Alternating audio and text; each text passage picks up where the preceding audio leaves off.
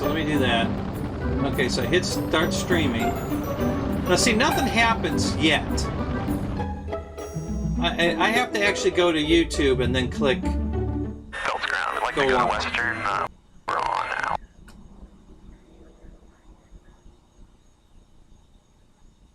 Uh, 5237. 7337, roger, taxi to the ramp.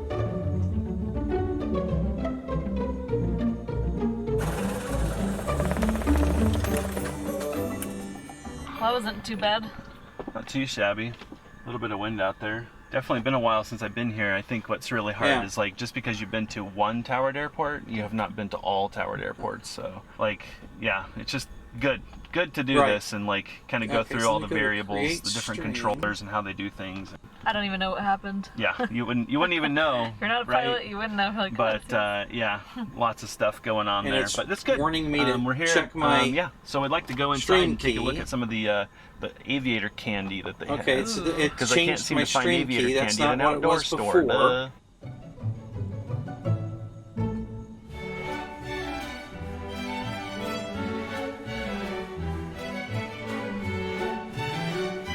Who? Oh yeah, Victor Shamley. Okay, so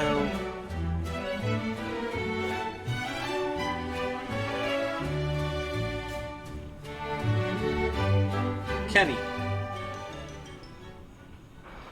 This is kind of fun. They have like this. Come on, Josh! I Washington remembered your name the passport first thing, time. And a lot of the airports, most all the airports actually have a stamp. So What? you just fly to all the different airports, put the airport in there, and you get your stamp, and I guess you get a trophy, or maybe you get like a free ice cream cone or something when you fill this thing All right, up so wait a completely. minute. So Everybody's always asking like, who has streaming. a okay. stamp? Who's got the Let me go stamp? to- where's my Have you got your stamp settings? here or there? So it looks like they break it down by region. I'm sure there's a list of airports somewhere. But anyway, it's kind of fun.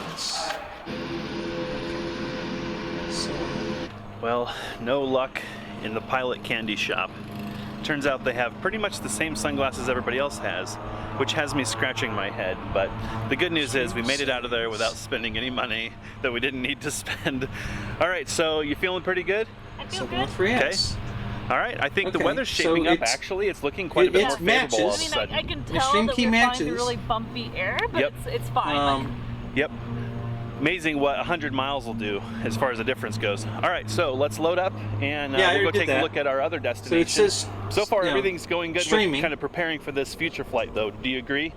I mean, we're kind of working through the bugs. I got to fly the airplane. Yeah, but it's not. You take care it's of the family. grayed out. Yep. Something like that, and somebody has to run the cameras. I don't know who that is. Must be my backpack. I don't know what it is Right, about it's going not to a connected. towered I'm airport, getting but no always happy data. when I And come back, over my here on the airplane's still left, it here. says no data. Just feels like you're But at the bottom big of- airplane. Of the Right? OBS window, That would probably land right where you I've where you got wanted it to. a This solid thing's a green monster. box. You could actually drop put your house frames out, like, zero. out of fire, and then go to dinner in that thing. Man, says I've been live Life for goals, 3 minutes. To have monster helicopter I'd be thing. terrified. There's like, I don't understand how those little thin propellers keep that thing from falling out of the sky. I know, right? That's not even a big helicopter either. Clear prop.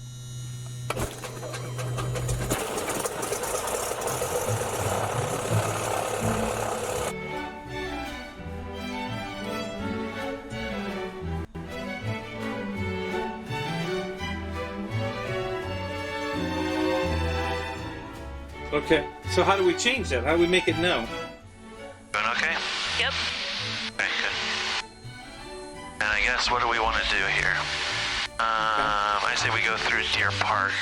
The dream that we talked about years ago, that's funny because in that moment you feel like if you have all these things, like your life Yeah, I will be can see complete, both. life will be perfect. Yeah. Yep. And now that today is here, it doesn't feel all that different day to day. Same thing. It So I think that's says, kind of a let me reminder to check the just key shouldn't again. be happy with wherever you're at in life. Not that today isn't incredibly special, it is, Right. but at the same time, like you can't wait till you have all these things you think you need to be happy. I think Yep, we're always keys- chasing the key something, matches. right? I think the modern culture is to just be permanently It unhappy. says I mean, you when we may buy a new also house or a new need car, like stream we URL, have that moment where and we it's think we'll got never this get tired URL of that. We're not saying that we're I'm tired of our supposed- lifestyle. I think that I may more need, it importantly, what we're says. saying is that just finding contentment in where you're at, but at the same time being motivated to change your life and change your circumstances. Don't just be a victim. Yeah, so I think I read a quote recently that said if your most streaming people software starts overestimate what they sending can us do in a your year, video and stream, they underestimate click what they done, can do in 5 years. and then I click think go that's probably on. really Yeah, true in our case. Like we thought, it's we'll not have getting. this done this year on the house, or we'll get this done this year. I don't know and why it's not getting. we're not really hitting those milestones that So we thought we're- we could hit. But at the same it's time, not if you'd getting have told me my, 5 years ago that we'd be right here, right now, doing what we're doing, I'd have said no way. I think you might impress yourself if you just put your mind to it and start working on So something. I don't know what the hell's going on. I Over don't know time, why you it's look not back getting. and you think to yourself, "Holy smokes, Do you have it in we've got a studio lot mode? done, right?" Yep. But in the moment, it's easy to forget that we lived in a 19-foot RV and we carried water in 6-gallon jugs, and we had to Because get over up there at in the 2 o'clock controls in where the it morning to says turn the start generator streaming, on. stop, It was a start sacrifice we made recording, for and then it 3.5 says years studio. to create an opportunity to live a different life, and here we are living that life, which is great.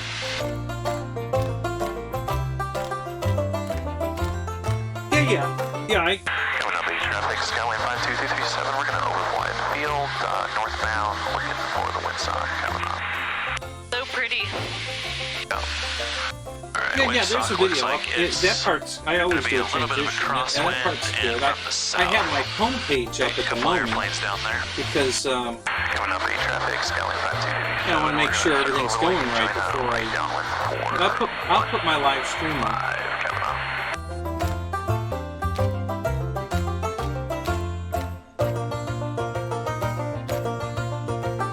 Why am I on?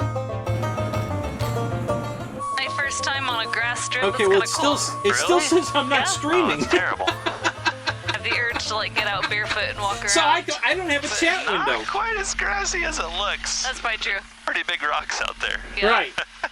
That's what I'm thinking. We're not going through OBS. We're back taxiing. Well, no, we'd have to, because wait a minute. Parking coming up. Now, see, that Made it. doesn't make any sense. Made it. Hang on a second. Here's hoping the restaurant's open. My hungry kicked I in know. while we were coming in too. So hungry. 73 Check out degrees that down cabin here. hangar under Yeah, but I can't construction. talk to him because I don't have a chat window. That's awesome. Bowls. Can you hear me okay on the TV? Anyway, what The were we volume saying good? earlier about being content with where you're at in I know. life and Are you getting music in the background also? Or talking or something going on? oh, it looks like I parked between tie downs. That kind of makes sense. Oops. All right, oh well. because there's, I think Call it good enough. there's a video All right, running or radio's going something. off.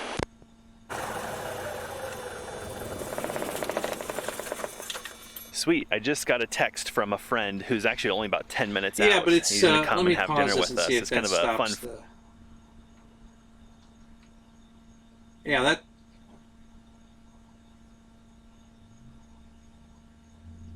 Right. Okay, so how's the volume in the room? Is the volume okay in the room? Yeah?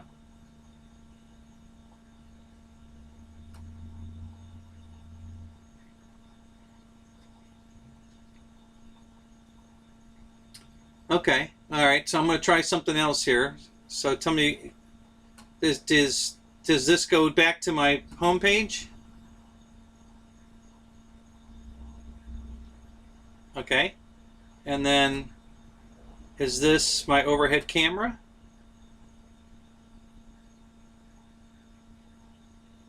Okay. And how about... Yeah, but it's not telling me it's going through OBS, and I don't have a chat window, so I can't read anybody's comments. So, how in the hell does that work?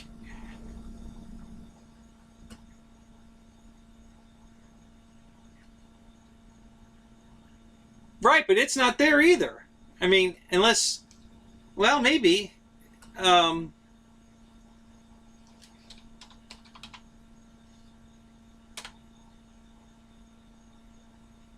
Did that work?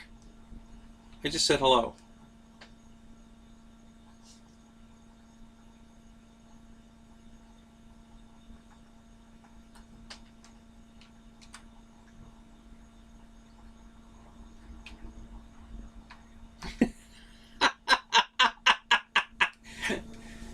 Well, I don't. That shouldn't be working right now. I don't know why that's working, but anyway, because it's not even in OBS.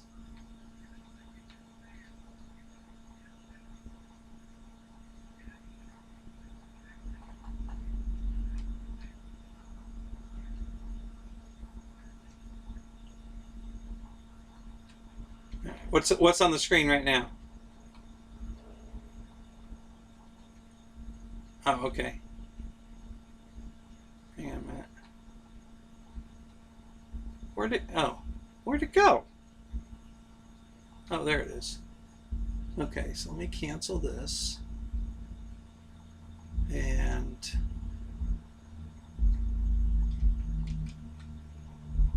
let's go back to here for a minute. No, not that one. Let's go to the front one. Okay, so the front view's back on.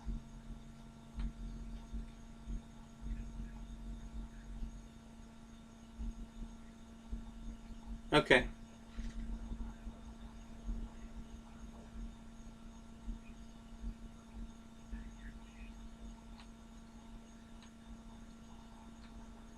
Now, is he talking to you in the window? Because I'm not getting anything in the chat.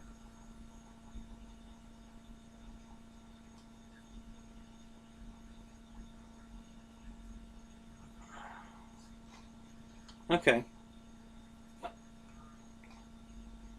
Yeah, I'm not getting anything in the live.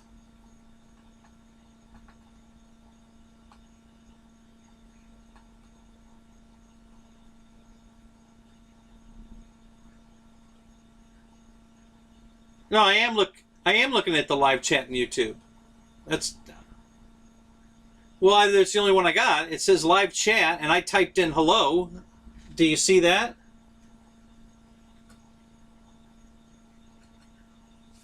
Yes, that's what I say. Like I said, as far as YouTube's concerned, I'm not on. I don't know how this is working because, YouTube says I'm not on right now. Hey man, how you doing?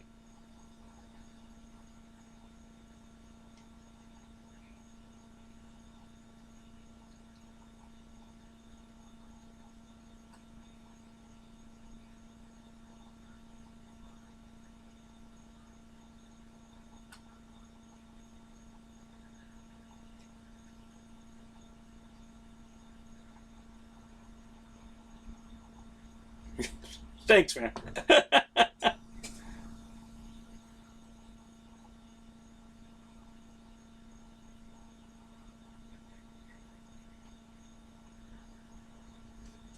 Okay. So what do you want me to close?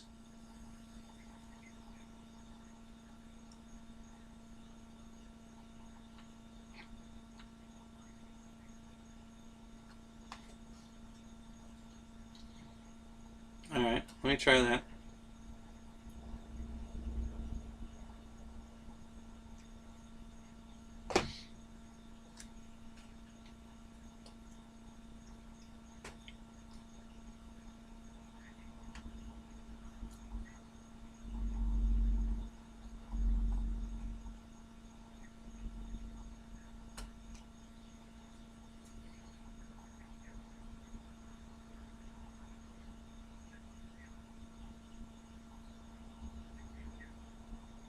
Right, they can't hear you.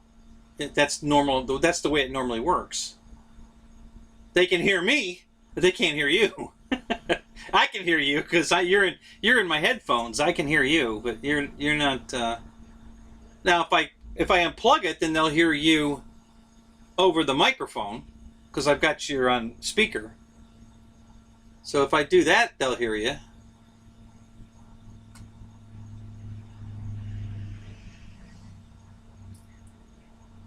I can't see the chat right now, Randy, but we're trying to fix that. So hang on a minute. We're working on it. We're working on it. That's why it says test. Yeah, I'm talking to myself. Yeah, that's okay. I do that anyway. Okay, so I'm typing hello again in the window, the new window I just opened in YouTube.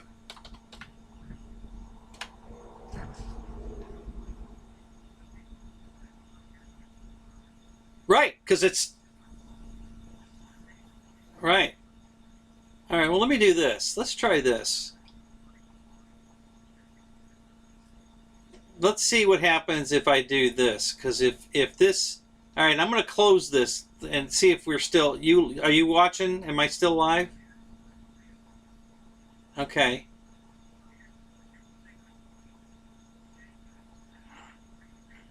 Okay, well, it says I am, yeah. Right. Right. Because I can't get it to open.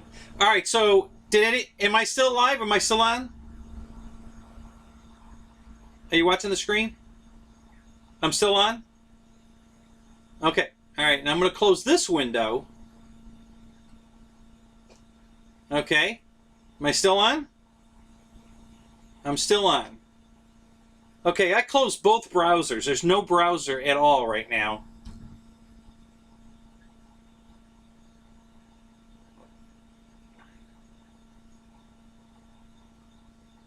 Right. Well, but see, according to my browser, I'm not live on any of them. It doesn't, that's why I'm saying I don't know what it's doing because my browsers say I'm not live on any of them. I mean, I've never had it go live, so I don't know which live. You say I'm live because I didn't close it. Well, I never opened it. I mean, it never went live. My live button's grayed out. I can't go live.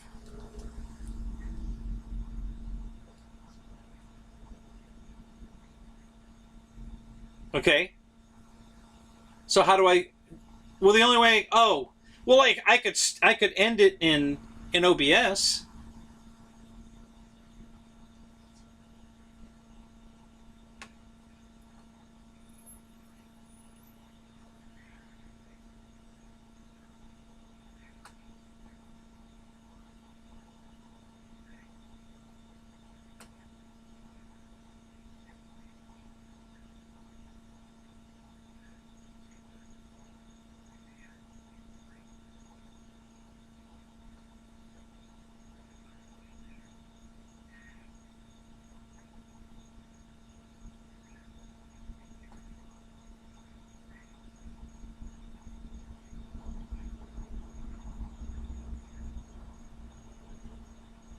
Okay, I'm looking at what I got here. Okay, so this one says live, so I'm going to click on that. Now, is that what you do? You watch your own live stream as if everybody else is watching it? Is that how you do it? Okay, so this one says live, so I'm going to click on that. Now, is that what you do? You watch your own live stream as if everybody else is watching it? Okay. All right. Well, I can do... Is that how you do it? All right. So now I'm in the chat window like I'm just watching YouTube, not so this one says posting it. I'm just here. So, I don't understand how that works. Is that what you do? You watch your own live stream as if everybody else is watching? Yeah, but I'm just in the room like I'm you. Like I'm a guest. So now I'm in the chat window like I'm just watching YouTube. I'm not... I'm just here. Wow, is this... I'm way behind. Holy crap, wait a minute. I don't understand how that works. Why am I so far behind? Just watching YouTube. I'm not... I'm just here. Wow, is this... I'm way behind. Holy crap, wait a minute. I don't understand how that works. Why am I so far behind? Just watching YouTube. I'm not... just here. Wow, is this... I'm way behind. Holy crap, mute wait a minute. My volume? I don't understand how that works. Why? What are you getting? So far behind. I'm not... just here. Wow, is this... I'm way behind. Holy crap, mute? Wait a minute. My volume? I'm not following you. What do you mean back and forth? Why? What are you getting? I'm not... Wow, is this...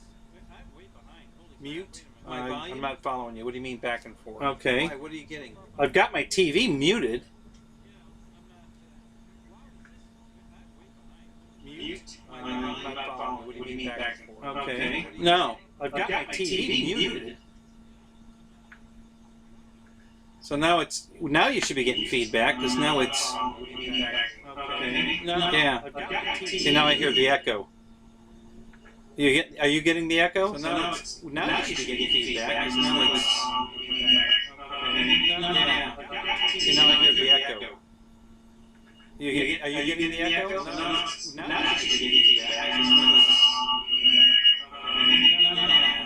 See, now I hear the echo.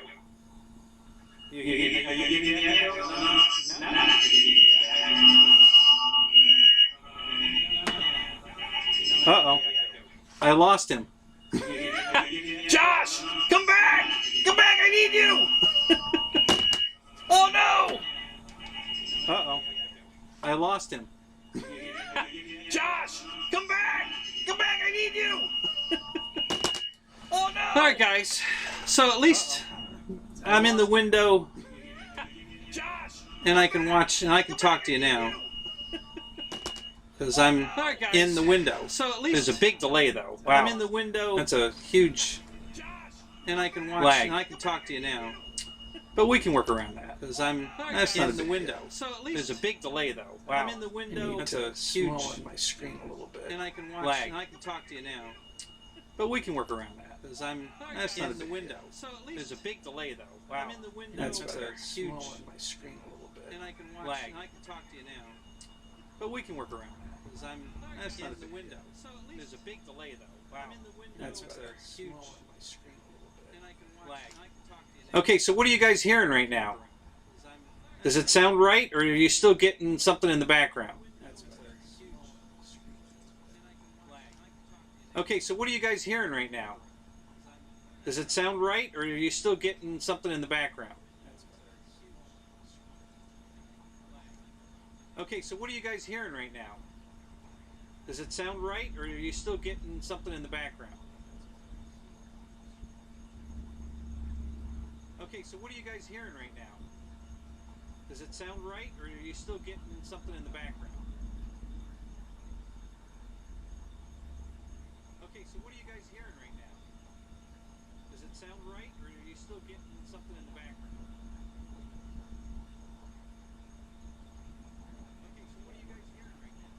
Does it sound right, or are you still... I'm just reading all the comments you guys put while I couldn't see them. Now I can see them. I'm just reading all the comments you guys put while I couldn't see them. Now I can see them. I'm just reading all the... Really? So it is echoing even though I have everything muted. Hey, wait a minute. Let me look at... What's OBS saying? I'm just reading all the... Really? So it is echoing even though... Okay, something else is playing. I don't know what that is, but I can kill that. I don't know where that's coming from. Oh, I know where that's coming from. My second camera. I'll bet that's where the other audio is coming from, and it's going to be delayed. So that's what it was. I'll bet it's fine now. Right? We're good now.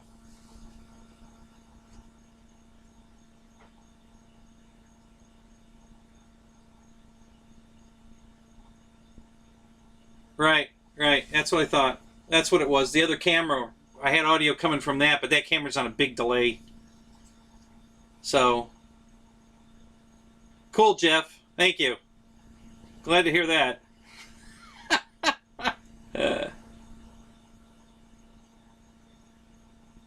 All right, well, hey, we're learning. We're figuring it out. You know, let me... I want to do something here for you guys because I'm trying out some cool stuff. So let's try this. So...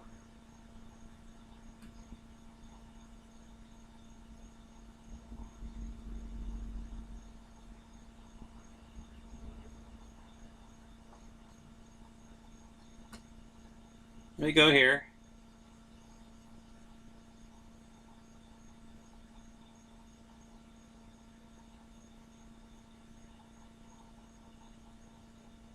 Oh, come on. Jesus, this is hardwired now. It should be a lot faster than this. What's going on? Jeez.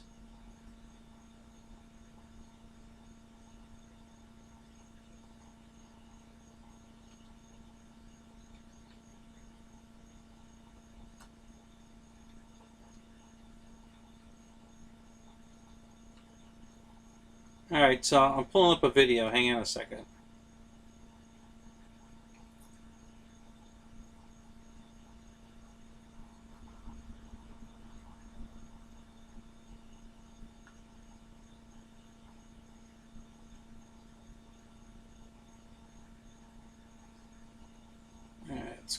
try this.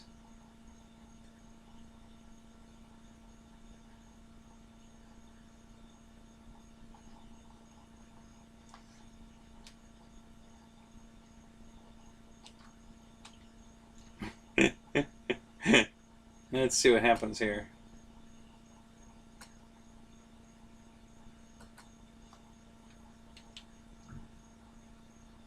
Hit OK.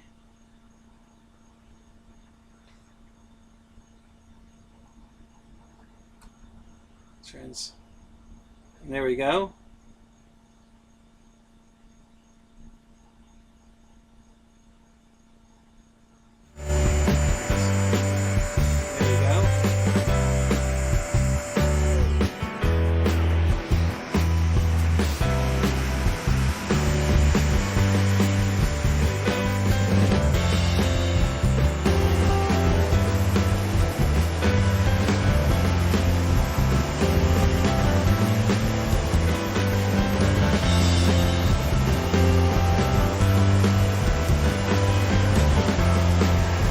I think I know how to stop the stream. I think. Because I've restarted it 3 times. I think I can stop the stream. We'll find out here when I sign off. No, I think I know how to stop the stream. I think. Because I've restarted it 3 times. Yeah, I like that too, Rick.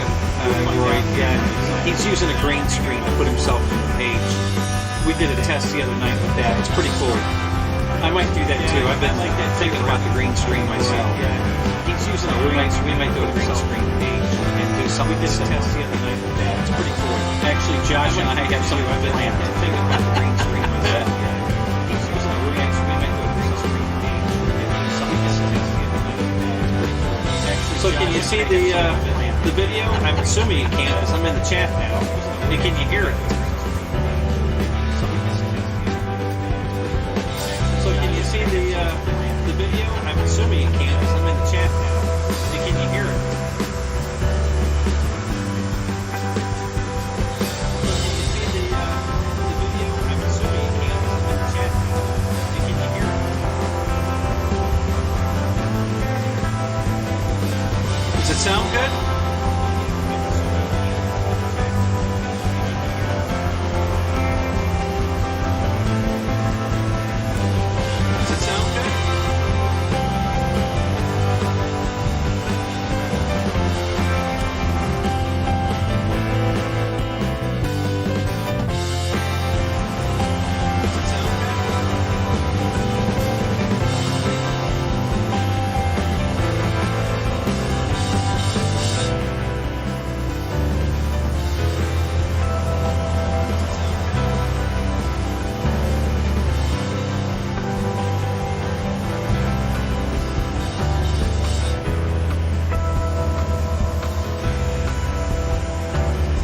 Now it's my Avanti S.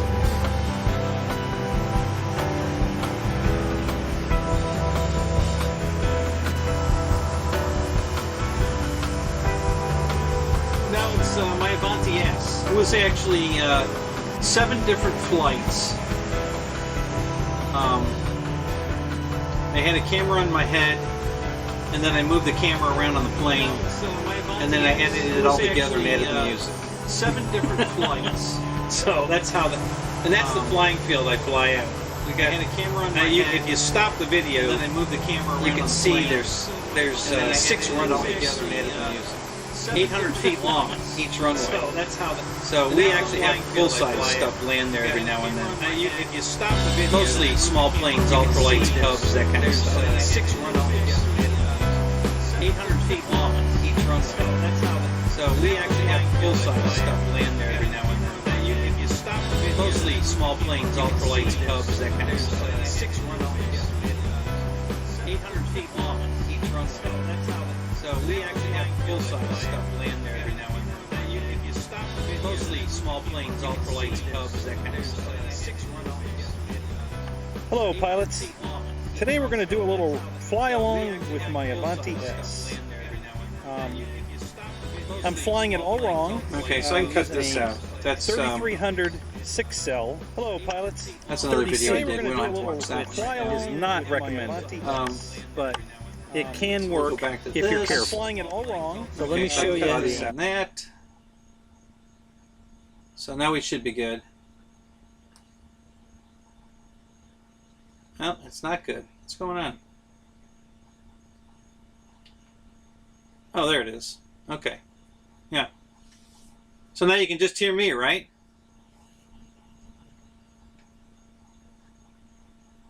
Yes, I'm flying a Tyrannus. Tyrannus Plus. I want to do a lot of stuff for you guys on the Tyrannus Plus in here. Especially you guys that are flying Spectrum. Because so am I, but with my Tyrannus Plus. So, you guys just don't know what you're missing.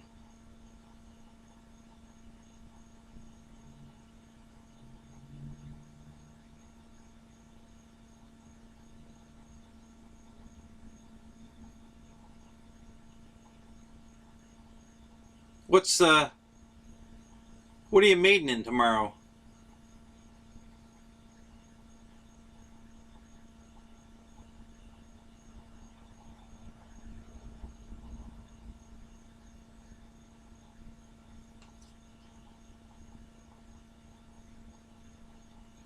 Yeah, so you can fly, all your DX 5 and 6 stuff you can fly on a Tyrannus. You just have to put the module in the bay. And the radio's so cheap and it does so much. 16 channels, it talks to you. You can set it up to do anything you want it to do. There's nothing this radio can't do. It's amazing. Yeah, don't waste your money on a DX8 or 9. Trust me. I'm gonna do some videos. You're gonna love what this radio does.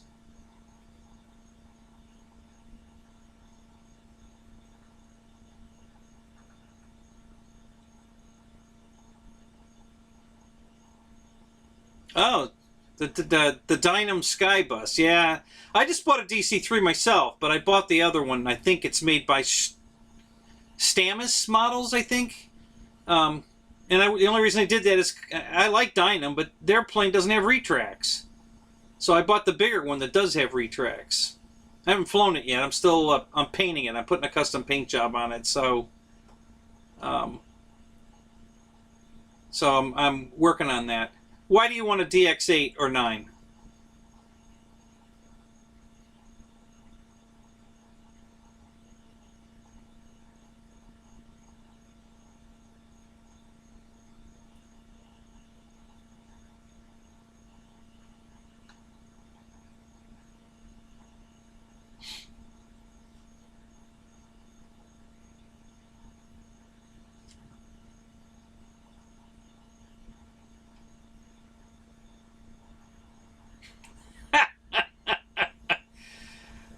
I'm not a fan of Spectrum, but I don't hate it. I am a fan of... not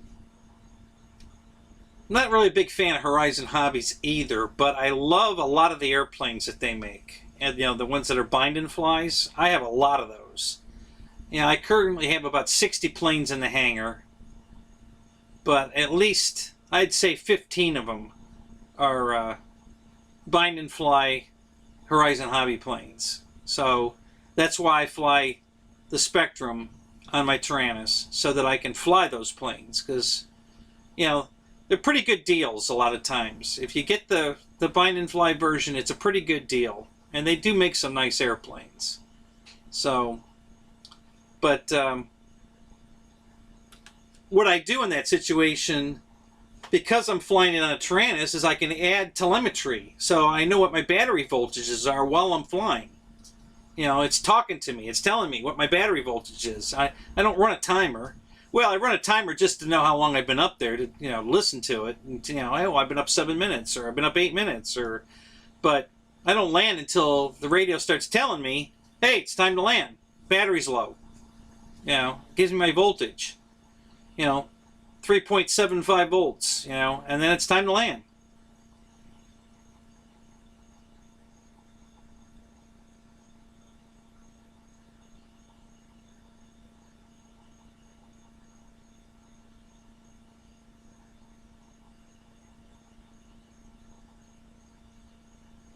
I'll try not to crash, Josh.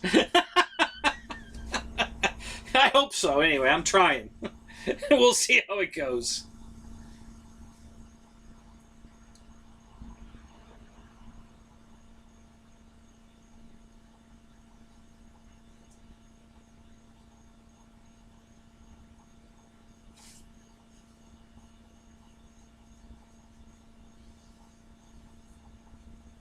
So Ruffiness, are you Randy? Is that what your name is? Is that what Josh was telling me? Are you Randy?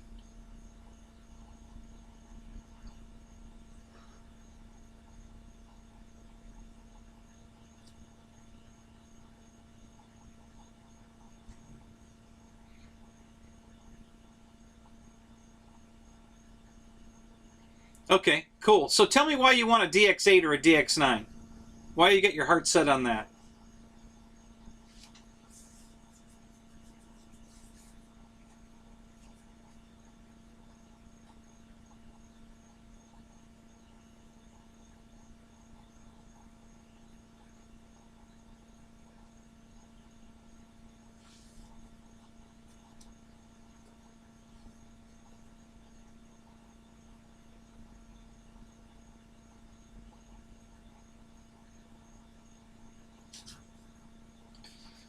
I like the QX7. It doesn't come with rechargeable batteries or a charger. It doesn't even have a charging port. So that was kind of a bummer for me.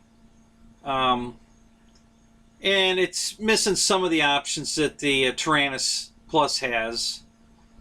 And the Tyrannus Plus, if you just get the basic radio without the bag or everything, you can get them for as cheap as, I've seen them as low as $169.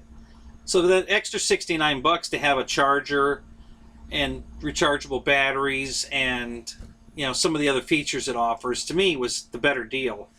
But still, the QX7's great. It's a good radio.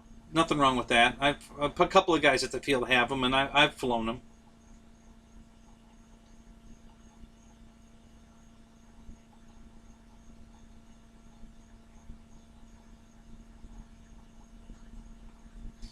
It will bind with a Spectrum receiver if you put the module in the bay. Horizon Hobbies makes a Spectrum module that you put in the back of the radio. Now, I don't know if the QX7 has that module bay or not. I think it does. I'm not sure. I think it does. So you pop the little plate out of the back, and you pop this module in. And then in the settings, you set the radio on that plane to talk with the module. You turn on the module bay, and then that plane will be on the module bay, and then it will bind, and it works perfect. So it's an extra expense to get the Spectrum, but then you have two flight protocols. You've got Spectrum and Free Sky. For that extra, I think they want $109, but you get a receiver with it too. And the receiver's like $89 if you buy it alone. So I think if you buy the module, it's like $109, and it comes with a receiver.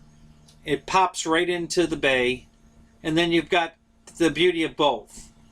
And if you want to fly your Spectrum planes and still have battery telemetry, you buy a $19 receiver and you throw it in the plane. You just power it up. You don't have to plug anything into it but the smart port for the battery module. And you'll be flying on Spectrum, but your telemetry will be coming through the Free Sky receiver. So you're going to get both of those at the same time. They don't interfere with each other. I do it all the time on my planes.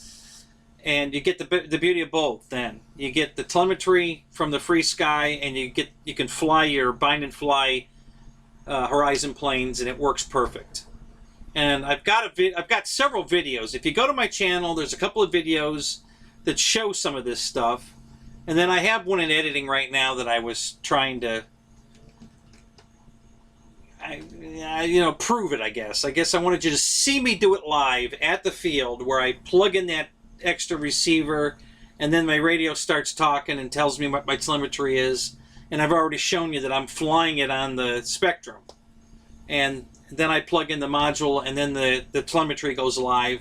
So both protocols are talking to the plane at the same time. I'm flying on Spectrum, but my radio is giving me the telemetry through the Taranis FreeSky software. So you get the best of both worlds. That's why I recommend buying that radio. Even though you want to fly Spectrum, you can. I mean, I do. I'm just not a fan of Spectrum. So any of my good airplanes, I don't fly on Spectrum. So, and neither does Ryan. If you haven't caught that, you know, Ryan puts his stuff on Futaba, and anything he cherishes, he flies with a Futaba radio. He doesn't use Spectrum for those. He does the new stuff when he's, you know, showing it off. He'll fly it on the Spectrum, you know, to show you guys at work. But if you watch his videos, anything that he's in love with, he's got it on his Futaba radio. So, just saying. You know, when he got the one from, I think it was the MiG, he was having all kinds of trouble with because he was flying it on Spectrum. So he switched it over to his Futaba, and it stopped. He lost, you know, no more problems. So, you know, you really guys need, before you buy any more Spectrum radios, you need to review the Taranis Plus. I'm telling you, if for $180 you can't beat it. You know, from 169 to 189, it's in that range all the time, depending where you get it. You just can't beat that radio. It's got the lowest latency of any radio out there. That's why if you ever watch these drone guys that race the drones, they're all flying the FreeSky. And the reason they're flying is because the latency is so low. And if you don't know what that means, is the delay. From the time you give the plane or the drone a command, there's like zero latency. It's immediate, you know, to the plane or the drone. There's no lag, no delay. And when you're trying to fly through a gate, you can't have lag. Because by the time you give the input to move over and it receives it, if it's lagging, you've already hit it. So, yeah, it's good radio stuff, guys. I'm telling you.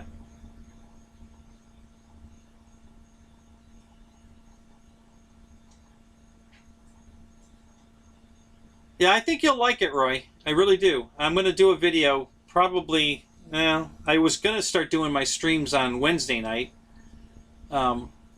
Josh, are you going to do Wednesday nights every night? So do I need to move mine to like Tuesday night or Thursday night if you're going to do Wednesday night?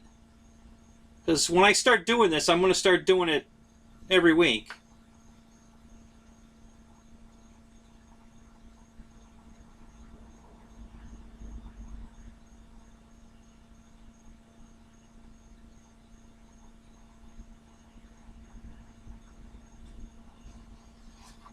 I have a drone course actually set up in my yard. If you go to my channel, you can watch a video. It's like a teaser video, and I do a lap around my course in my yard. So go to my channel, watch that video. I can put it up now. I could bring it and put it up here, and you can watch it. Yeah, let me do that. We're testing tonight anyway. Let me do that. Hang on a second. I'll go get that video and put it up.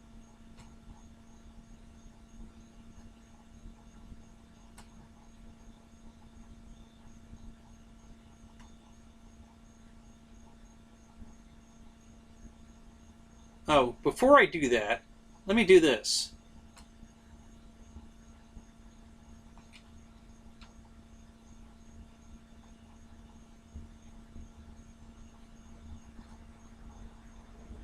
Oh, I can't do that. Why isn't that working? Oh, I bet I can do it this way. Let me try this. Oh, too late. I already clicked off of it. Alright, never mind. So let me find my backyard racing video here.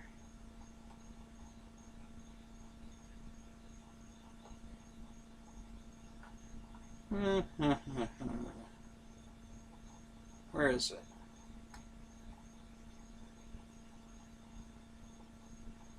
There it is.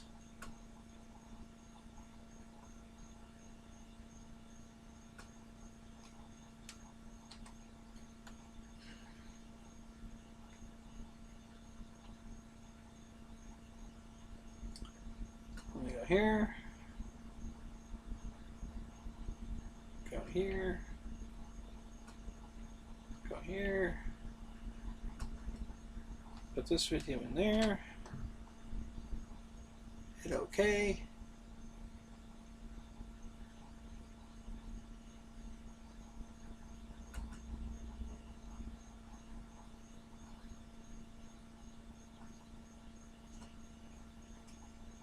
Okay, so here we go.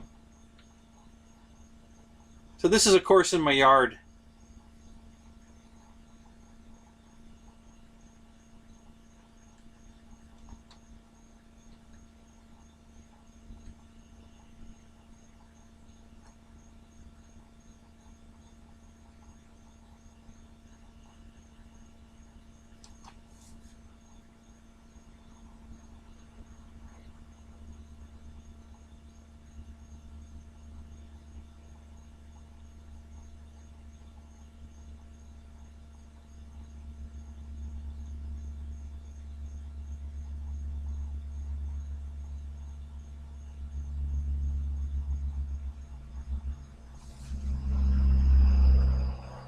Okay, I won't talk.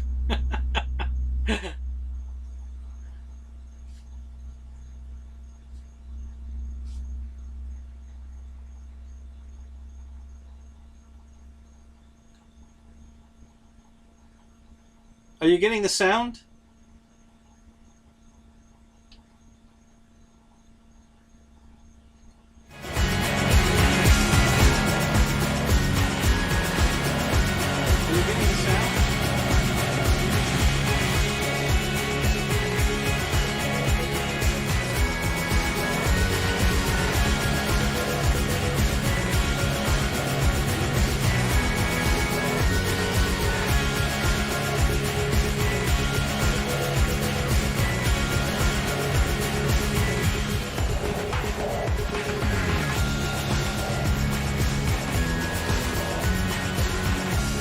Alright friends, welcome to Flight Test. I'm Josh, this is my son Noah. We built a monstrous cabbie from the movie Planes. Oh, it looks so cool. I also noticed that it wasn't painted. We just wanted to see it fly. Fly it did. As a matter of fact, we've been flying this almost every week. Oftentimes when we have Thursday and Friday flying nights where we're teaching people how to fly. Yeah, I forgot to turn the sound back up.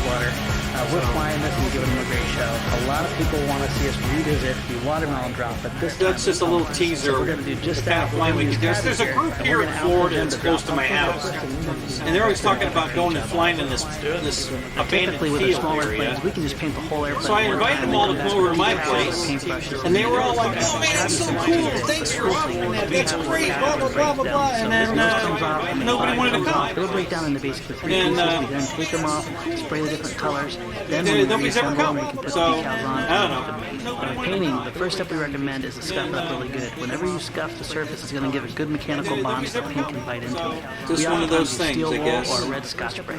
So I absolutely love Cabbie's iconic paint job from the movie. Just the simplicity of the four colors really adds a lot. The first thing we need to do is we need to establish the two colors we're going to paint. So we're going to first So if you base guys wanna everything get with a gray really good primer, drone, there's a give it couple of nice good flat deals. matte gray to represent the under part of the gonna- wings, also the under part of the give you a couple fuselage. ideas It's really here. important So that I you wanna don't get rush a this good stuff and drone let the cheap. paint really Let me dry. check this As a matter one of fact, first. one thing we did is while we were See painting if that Cabbie, we deal's still also going sprayed on. some test panels, and we used tape to be able to tell when the paint was dry enough to be able to stick. So let's try this and see what we get.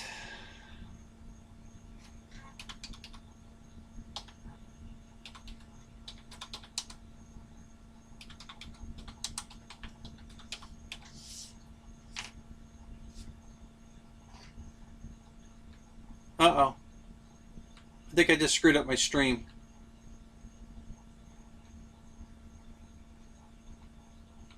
No, I didn't screw up the stream. I screwed up my viewing of the screen. Alright, so let me go find the video. Hang on a minute. Let's do it this way. I screwed myself up. Ah, well. No, that's not it. Alright, let's back that up. Back that up. Actually, let's do this. Let's go there. I'm going to open this.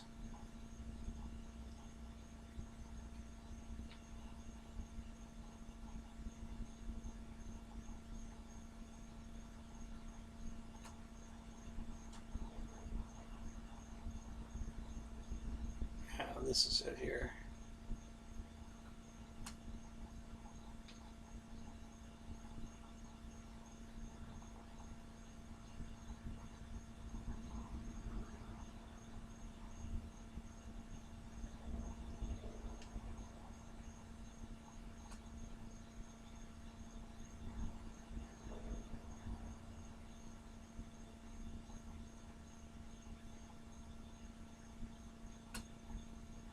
Sorry guys, I'm just bringing up something to show you.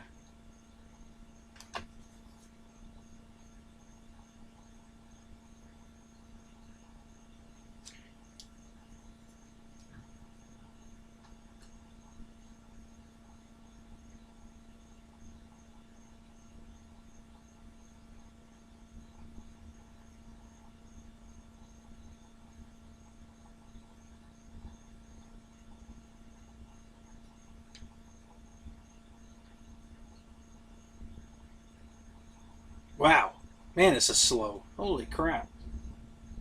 And I'm hardwired. I'm not even on a router now. It's hardwired straight in. It's still awful slow. Old computer, old laptop, very old laptop. Using a laptop camera as my main camera. And then I've got a copy GoPro up here for overhead shots when I got a plane on the table here. Oh my God, it doesn't like this at all. Am I still there? Hello? Is this working? Holy crap. Man. Let's get with the program here. Come on. Jesus, this is terrible. It's taking it forever for this page to load. So I don't know if I'm streaming or not at the moment. I can't see. Still waiting for this page to load.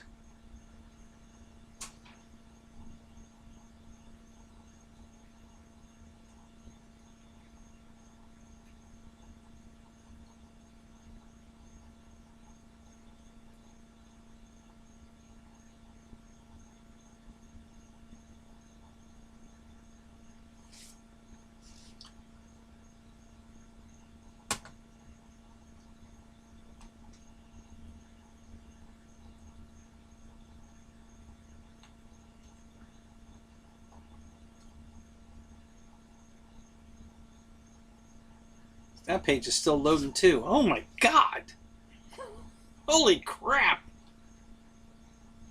Guess it doesn't want to do two things at the same time.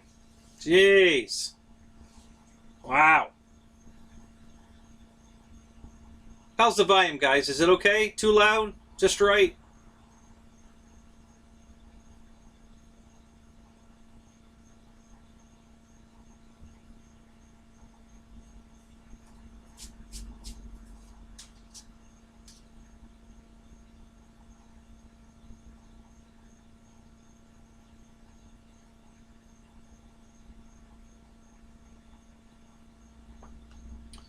Okay, so this finally loaded.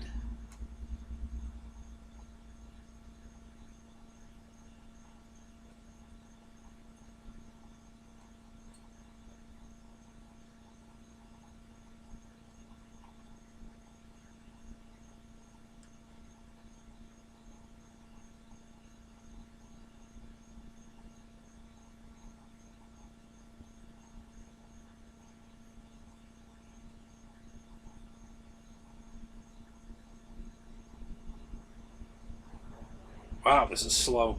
Man, this is terrible. Sorry about this, guys. Wow, this is really terrible.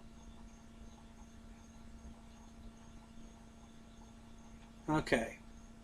It's still a great deal. But it went back up.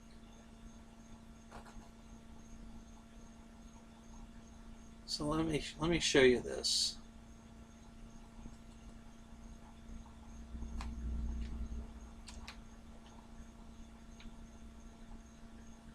Let me go here. Go here.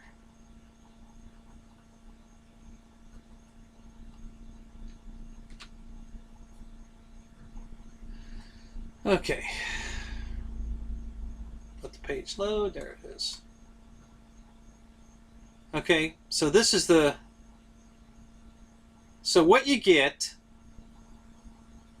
the quad, you get an FPV, it's got a camera already on it, and you get an FPV screen that attaches to the top of the radio, so you can fly at FPV, you get everything you need, batteries for the transmitter, comes with the antenna for the FPV video and the camera. You get everything in the box. Everything ready to fly. An extra set of props for $99.99. Screaming good deal. Now it was on sale.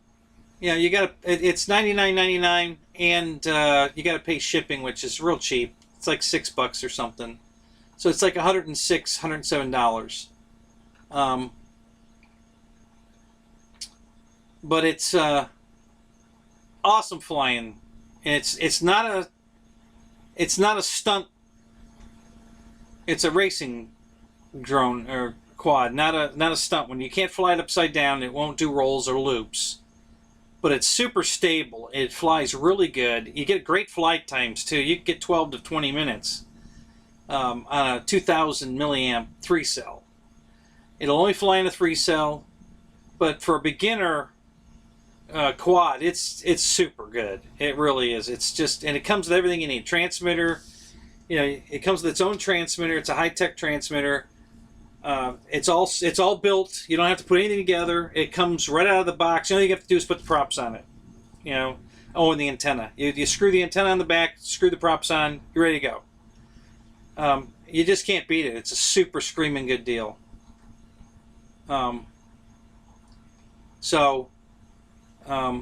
That's one choice, okay? So go to Weekender Warehouse. I'm leaving it up here on the screen so you guys can all copy that.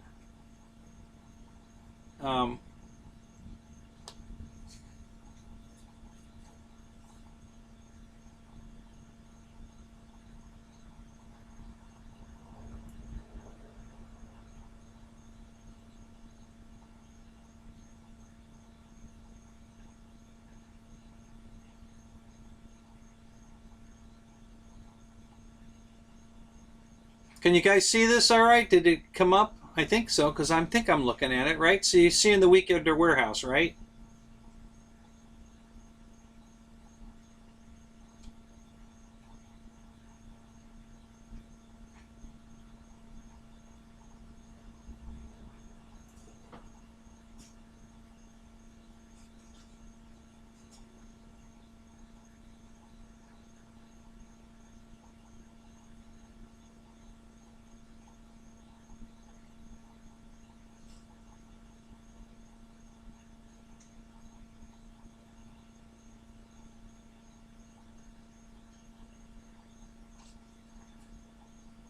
Is that the? Did you buy that from Banana Hobbies, Randy? The VTOL jet thing, or was that?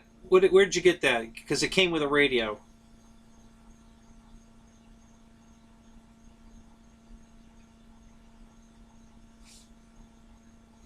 Yeah, it's a good quad. This thing's really cool. I enjoy flying this. It really flies good. It's very stable. You know, if you're a beginner to quads, this is a great one. You know, you can't flip it over and crash it. It's got stability on, and you can't turn it off. You can change the delay of it.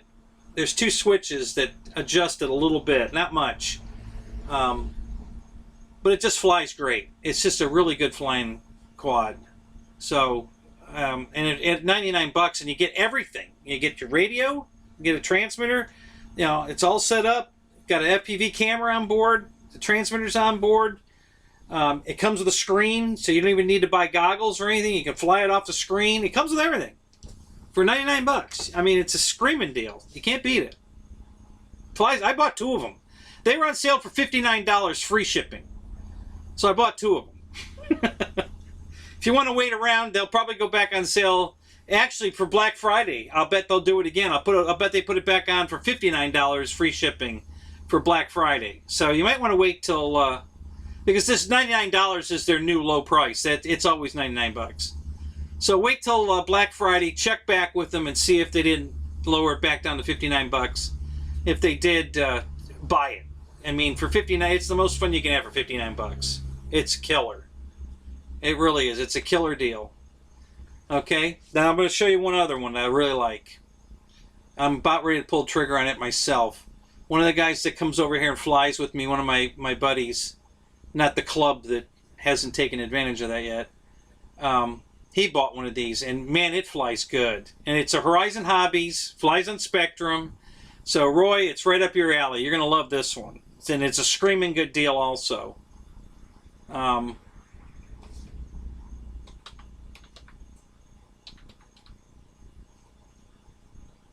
So let me get this up for you.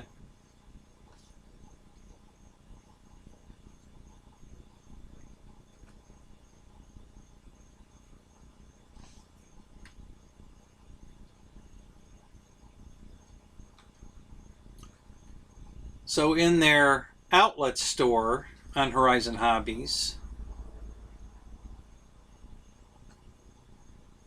you can get this.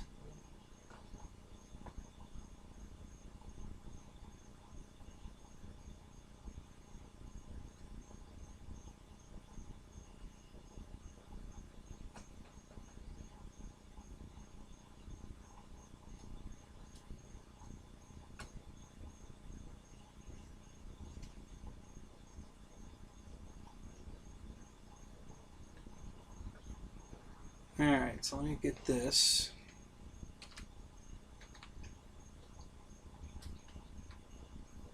I gotta go down here. I gotta switch that over to this.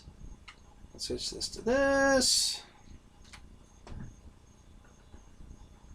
And hit OK. And now you're gonna get the new feed. And there it is. Okay, so now this is a Horizon Hobbies quad. Let me hit transition because it didn't come up. And little delay here. Come on, computer. Here it comes. So this one's on sale for 159 bucks. It was 379. And they sold a bunch of them at the 379. So they've got this on clearance, and another awesome flying quad. This one will do rolls and loops, and you can turn the stabilization off on this one and get crazy with it. And this is a pretty professional. I believe that this one will fly in a 4-cell as well. The other one will not. There's no way to use a 4-cell on the other one. It's strictly 3-cell only. Let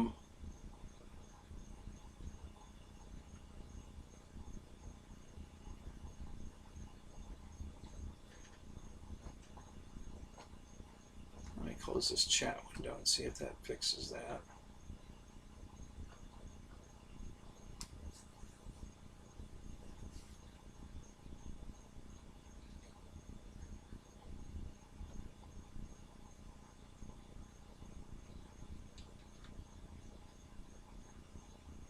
Yeah, the chat window went away, right? Yeah, okay. Yeah, so, yeah, this is, oh, it didn't go away there, though. All right, well, yeah, this is a great quad. Like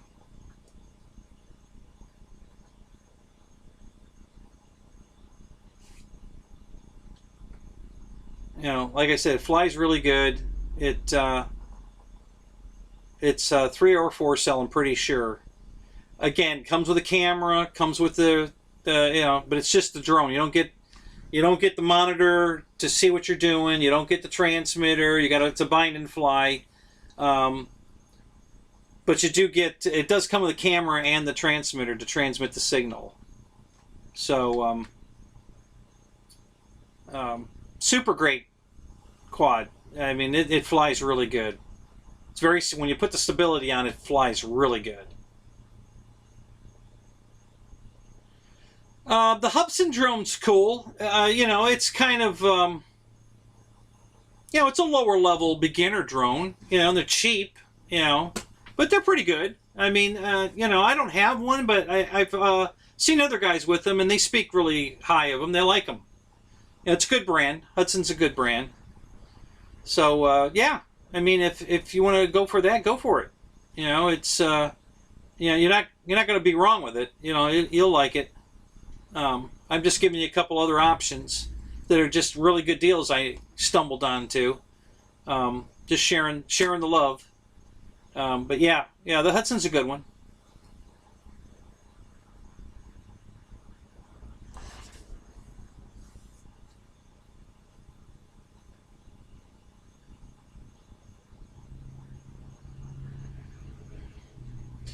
Yeah, that's both the two I just showed you. The one from High Tech and the Horizon one are both very strong drones. You can crash the hell out of them, because my buddy he had both of them, and he crashes constantly. As a matter of fact, we had to get this green one from Horizon out of the tree. He lost it. He does this all the time. He loses stuff all the time. And he didn't know where it was. And I said, well, where do you think you were? And he said, well, I thought I was over there under that tree. And he says, I was definitely under the tree. I wasn't up high. I said, oh, okay. We looked everywhere. We couldn't find it. So I put tinfoil around his antenna so that we could watch the signal strength on the radio. And we narrowed it down till we knew what part of the yard it was in. It was nowhere near where he thought it was. So now we're looking around on the ground over there, and we still can't find it. So it's got to be in the tree. So I told him, I said, listen, all we can hope for, because it's green and the leaves are green, we're never going to see it in the tree. So I said, come back tonight when it gets dark, and we'll go out there and look around and see if we can see the lights from the control board. And sure enough, we found it. It was way in the top of a tree. I mean, at the very top of the tree at the church next door. And I said, I thought you said you were down low. And well, I thought it was. Yeah. So anyway, we got it out of the tree the next day, but we would have never found it. It would have been in the tree forever. So the light trick worked. He came back a few hours later, and the battery was still charged enough to leave the little LEDs lit on the board. And there's this bright red LED staring at me way up at the top of the tree. I said, well, there it is. So we got it. So, but yeah, great drone. Both those are great drones, guys. If you're quads, if you want a good one, the one with everything is a great deal. If you don't have, the screen to fly FPV and you want to try it out, like I said, wait till Black Friday time and go there and see if they don't have it on sale again. They probably will. And get it for $59, free shipping. Oh my God, you can't beat that deal. All that stuff for $59 is a screaming deal. So, but those are two that I know of that are really good. So, I highly recommended by Hangar 51.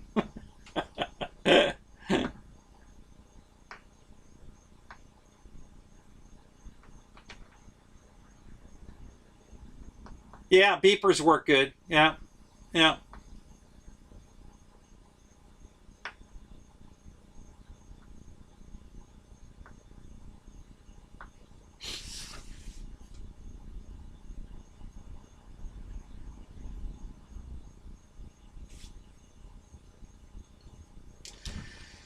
Yeah, you can, a lot of them actually let you set a beeper up on it. You can, it'll play a tone. If you lose it, you flip a switch on the transmitter. I believe the green one from Horizon does that. You can set that up to beep. You flip a switch and it'll start beeping. So if you lose it, you can hit the beeper and it'll it'll find it. I'm pretty sure it'll do that. My buddy Bob that lost his, he didn't know how to set it up, and at that time I didn't know you could set that up. He told me a couple weeks later that, hey, there's a beeper on my drone. I didn't set it up. I was like, yeah, all that time we spent looking for it, and I was like, oh my God.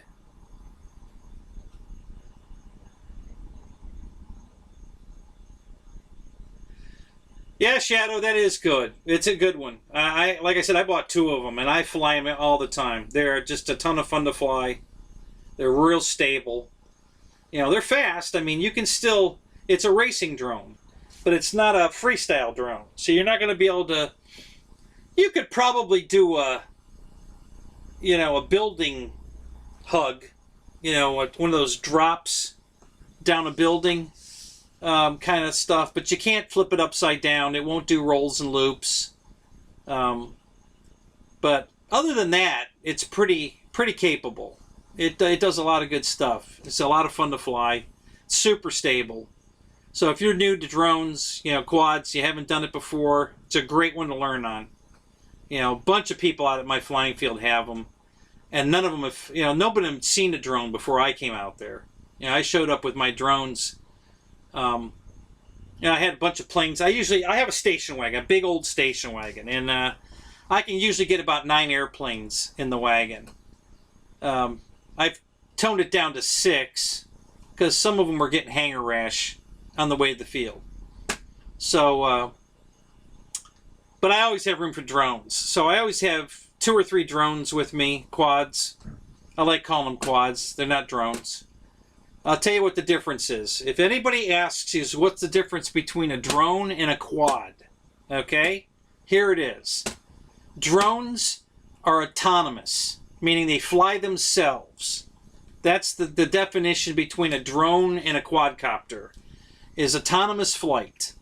You know, you send it on a mission, or you take off and it sits there hovering until you push the stick and it flies away from you. Altitude, it's all automatic, and then you can press a button, it'll come all the way back home and land all by itself. Autonomous flight. That's a drone. Okay? Quadcopters, you got to stick them the whole time. They don't do anything. I mean, it'll hover, but it doesn't have station keeping on it. So even though you can get the throttle at the right spot where it'll stay at an altitude, the wind's going to push it off, and it'll fly away. So you got to fly it. You got to be flying it the whole time. So that's the difference between a quadcopter and a drone. You know, a drone will sit there all day long in the same spot until it runs out of battery, and then it'll automatically land where it took off from. You know, you don't have to do anything. It does it all by itself. So, you know, that's the DJI and all those. You know, and I have a couple of those too. I barely ever fly them. Usually I only fly them when somebody's lost something and we're on a mission to go look for it. But, you know, I showed a bunch of people... I found one on, I think it was Gear Best. It's $101. Full feature. It didn't have a camera on it, but it was a full return to home, auto takeoff, auto land, headless mode. What else did it do? It did just about everything the DJI one does. It was, you know, it didn't have the follow me, but it did have the headless mode and all that. And I took it off, and I flew it off. I was probably up about 300 feet, and I just flew it till it disappeared. And everybody's like, well, what are you going to do? Your drone, you're going to get it back? I said, yeah. I set the transmitter down on the ground. It'll come back on its own. Watch. And then, you know, a few minutes later, here it comes. You know, all by itself. Flew back, hovered above us, landed right on the same spot, right next to the transmitter. They were so impressed, they all went out and bought them. So they all thought that was so cool for $100. And I was like, all right, you know. So I had a lot of fun with that. You know, it was for the $100, it was worth it. Same thing, came with a transmitter, was already all built. Just all I had to do is put the props on it. You know, put the props on it, go out and do the dance. You know, the gyro compass calibration, and then take off and fly it. And it always came home. And you know, now it didn't have any kind of avoidance, so. If you're not above the tree height when it decides to come home on its own, you can't override it. so it flies into a tree. You know, if there's a tree between it and home, and it's not above the tree height, it's going to fly into the tree. So you got to make sure if you're going to fly it, get it way up high before you try to fly off somewhere.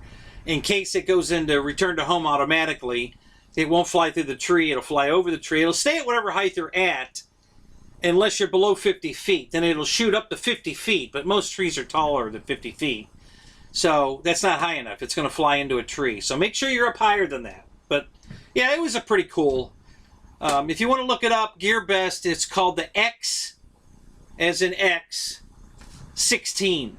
Not an F-16, an X-16. And they also have an X-21. Same exact one, but that one does have Follow Me, and it does come with a camera. It's more money, more than $100. But, and the prices keep changing every day on that website.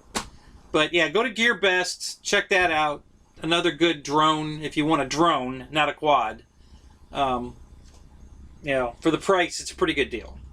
You know, it's not, you know, $1,100 like a Mavic or one of the other DJI products. It's, you know, I think the camera one's only like $170 or something. So, so 2 good drones, return to home, all that stuff.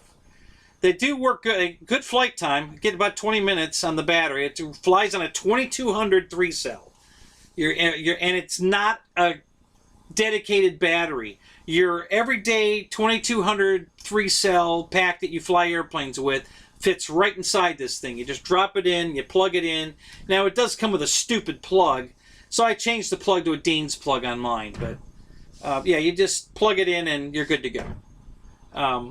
So it flies with regular batteries, so that was a plus too. That was the reason I bought it, is because I didn't have to buy dedicated batteries. It would fly in the stuff I already have. So, you know, another good deal.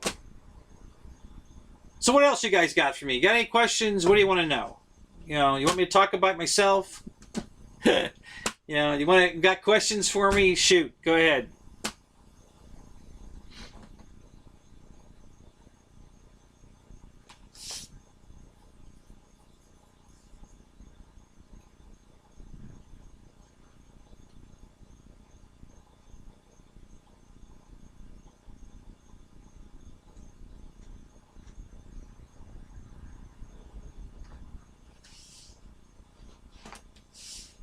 So, let me tell you about my little operation here.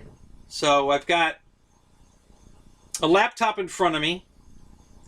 I have a 65-inch DLP TV behind the laptop. So that's how I can see everything that's going on, because the laptop's, I can still see it, but it's kind of hard to read it. But the big screen's got it. I'm controlling the laptop with a keyboard. Now this is, I watch television in my living room with the same setup. I have a laptop underneath the TV in a cabinet that the TV sits on. I have a 75-inch in the living room. The laptop is underneath, and I control it with this. This is my TV remote control. So you can go to, if you want to watch, I don't have cable TV. I stopped paying for cable TV about 12, 15 years ago. I have an antenna on my roof. I can switch from antenna to internet with the remote for the television. I just change source. And I'm either watching, I got 52 channels on the TV antenna. Now all the basic stuff, you know, all your NBC, ABC, CBS, MOR, you know, all those, you know, channels. I have all that plus a bunch of others. And then I can go on the, I don't know if you know this or not, but you can go on the internet and you can go to like ABC Go, and you can watch episodes of anything that they're, The Good Doctor, Grey's Anatomy, any of the shows that you can go there and watch the shows for free. And if you know, just like YouTube, you hit the full screen button, it goes full screen, everything disappears. It looks exactly like you're watching regular television. So, and you can watch the episodes whenever you want to, not when they're airing them. And pretty much every show, you can go to Discovery TV, HGTV, all the stuff you watch on the internet. You could pretty much go to all of those websites and watch their shows over the internet, and sometimes you can only watch clippings of the episode, not the whole episode. But some will still program or let you watch the whole episode, and it's great. So I don't pay for television. I haven't paid for television, like I said, 12, 15 years now, because I'm not paying $200 a month. That's about $2,600 a year to watch television. No, not happening. I'd rather buy $2,600 worth of airplanes and watch free television. So that if you didn't know that, try it out. Use your computer, go online. If you have a smart television, even better. So I have basic internet service here. Just a very basic. So it's Roadrunner through, well, it's Spectrum now, but it was Bright House. Now it's Spectrum, and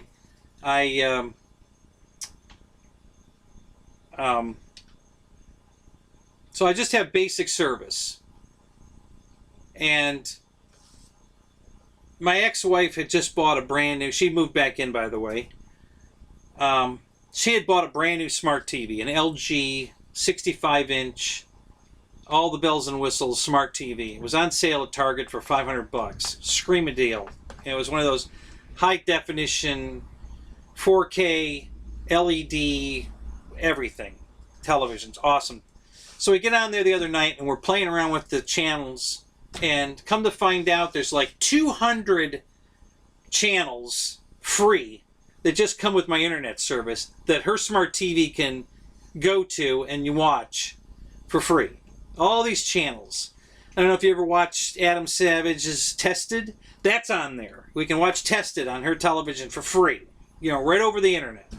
With basic service. I pay $55 a month for my internet service. That's all I pay for. No TV, no cable, no house phone. I have a cell phone, all that. And it's a screaming good deal. And now we have all these extra channels because she has a smart TV. So, wow, that blew my mind. I couldn't believe that. That was very cool. So anyway, so my setup here, I got a camera up there that I can, it's not working right. It's got a very bad delay. And sometimes it just freeze frames. But I think it should come up here in a second.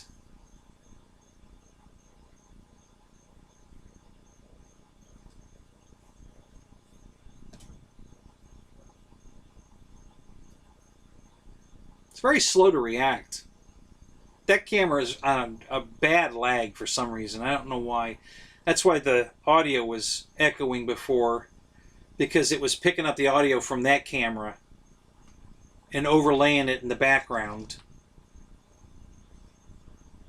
So it doesn't look like it's going to transition to that. Let's try going back to this.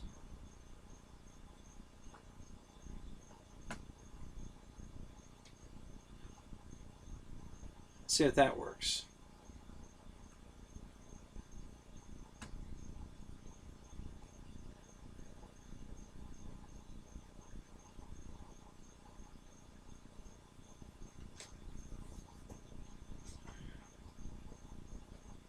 Yep, that's what I'm saying, Shadow. Yep, I'm not paying for televisions. That $2,600 a year is just insane. I'm not doing it. My friends tell me all the time what they're paying for television. I'm like, you guys are out of your mind. And then there's another product. I don't know if you've heard of this, but go on YouTube. Type in Kodi. K-O-D-I. It's a free streaming network that every movie that's ever been made, every TV show, every movie, everything that's ever been on television, on the big screen, whatever, you can go to Kodi and watch it for free. It's a free download. You download the software. You stream all this stuff live. Now, the quality's awesome. If you, like, I watched Star Wars before it came out in the theater here. Okay? It was already up on Kodi. But it was a crappy camera in the movie theater, and it had subtitles in it because it was, I think it was airing in either Russia or Japan or someplace first before it came here. But I got to watch it. You know, if you're one of those diehards, you got to see it first day kind of thing. You know, you can watch it. I mean, it's, you know, but the quality's not there. But after it's out for a while, they get a full-blown HD, you know, 1080p quality upload on there, and now you can watch it in 1080p. Awesome. Some is 4K now too. Some of them it's even coming in 4K. So you just key up Kodi, put a video on, and you're good to go. And you can watch a whole movie, and it's for free. Again, you don't pay for the software's free. The videos you go and get are free. If you want to use a VPN, if you're worried about the internet police coming after you, you know, I think there's those PVNs. Is that what they call those things? $1.99 a month subscription to go through them so that they can't track who you are or what you're watching. So if you're I don't use that. I'm fine with the way it just comes straight. But if you're worried about the internet police catching you, then you just go through one of those VPN things. Subscription's $1.99 a month, and you're good to go. So, yeah, VPN. That's what I thought. Yeah. So go check out Kodi. Awesome software. Super great. Been doing that for a couple of years now, and it's just been awesome. So between my free television on the antenna, my free internet that comes with my internet, so that I can go on the forums and talk to you guys and hang out in the pilot's lounge and all that, you know, I got internet anyway, and you know, that's $55. But I can watch all those shows on NBC, ABC, CBS, all of that, Discovery. What's the Learning Channel? All that stuff. It's all available online, and then Kodi has everything else you could possibly. I'm telling you, I'm never bored. I got plenty of things to watch, plenty. So, I still. Why didn't that come up? That's weird. We should be back to this.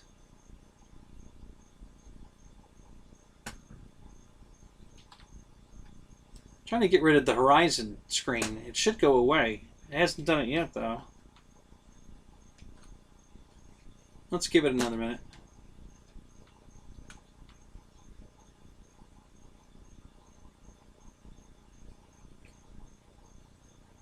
Refresh your browser, Roy. That happens to me sometimes while I'm in Ryan's show. If I just click the refresh button, it comes back. So try that. Yeah, every once in a while, Ryan's show, I lose the, I still have the chat window, but I lose the video. So if I hit refresh, it refreshes and it comes back.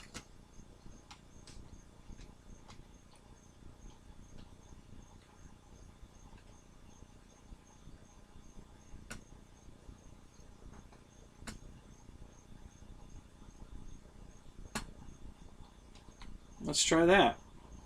Can't seem to get rid of this, I guess I could try this.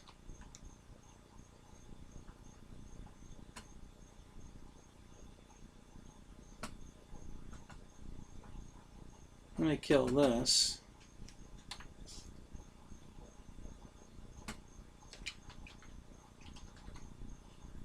So now that should go away.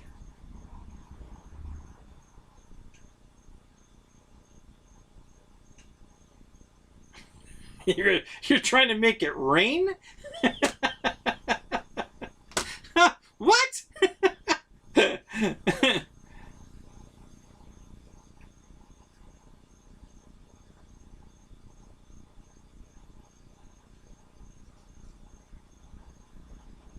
What is my favorite Warbird? Okay, well, it wasn't in the war, but it came out just at the end of it. Well, it was in Vietnam. A1 Skyraider. I love the A1 Skyraider. I have a 1600 millimeter version of it that HSD Hobby used to make, and it is awesome. It flies amazing. It looks amazing. It doesn't look like foam. The foam is so densely packed on this thing that when they painted it, there's no indication it's foam. It looks like a fiberglass model. It is gorgeous. It's got air brakes, flaps, retracts, ailerons, elevator, rudder, engine. It's just fantastic. It's a beautiful airplane. So that's my all-time favorite Warbird, and my favorite RC plane to boot. Now, I just bought a new jet that is awesome. It flies better than the Avanti. It's amazing. Been waiting to pull the trigger on this thing for a long time because it's expensive. Not as expensive anymore because all these jets are going way up. So yeah, it's all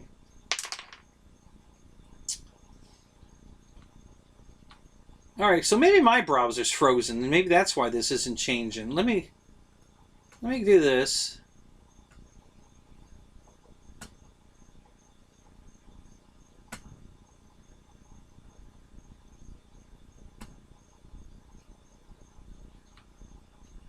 Alright, so we're... Okay, so I put me back on the screen. Let me know when I'm back on the screen, if it comes back on the screen, because I don't want to refresh my browser. I don't want to lose the chat window, but I'm still frozen on Horizon Hobby. So let me know if that changes.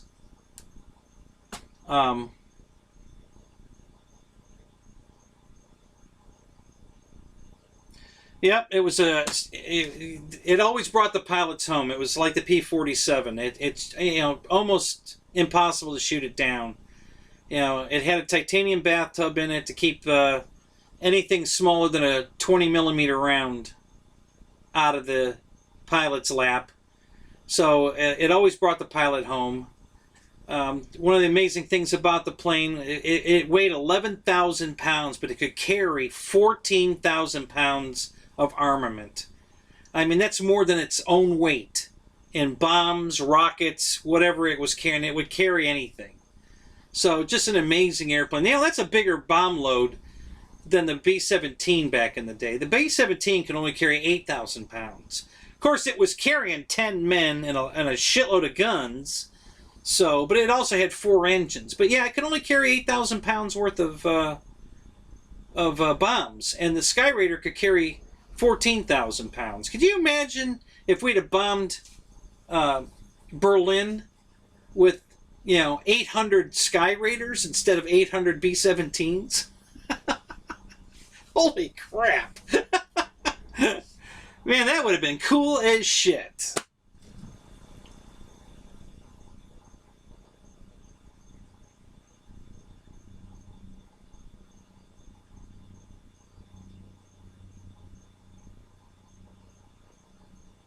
Wow, your dad worked on Skyraiders, huh? That's cool.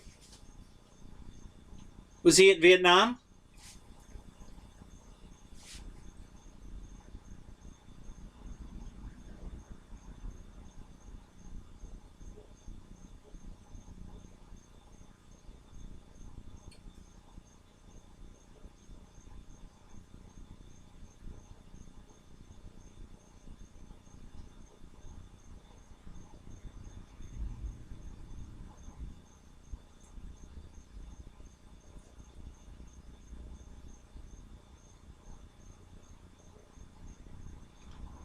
Yeah, but was he in action anywhere? I knew he was in the Navy. I figured he was on an aircraft carrier, But was he in any wars, or just the war over already? Yeah,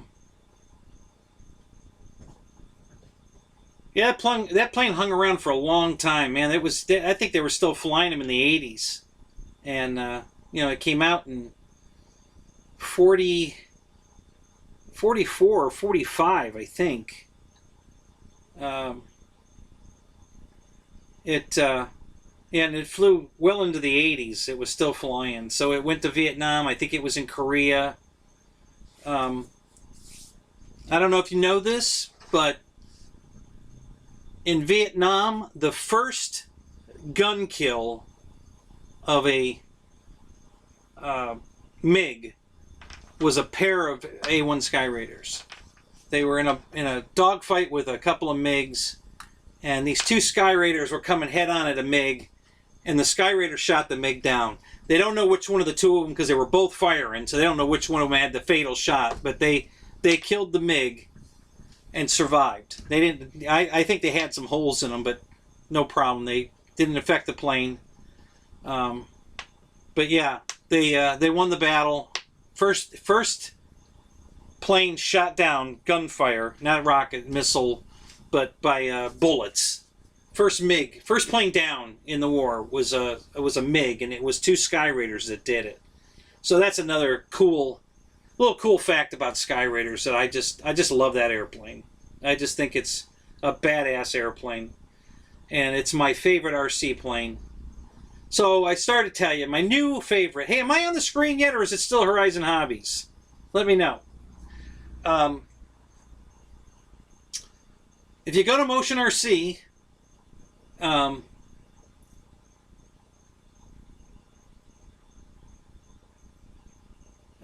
if you go to Motion RC, they're closing out. It's on a discontinued list. When they're gone, they're gone.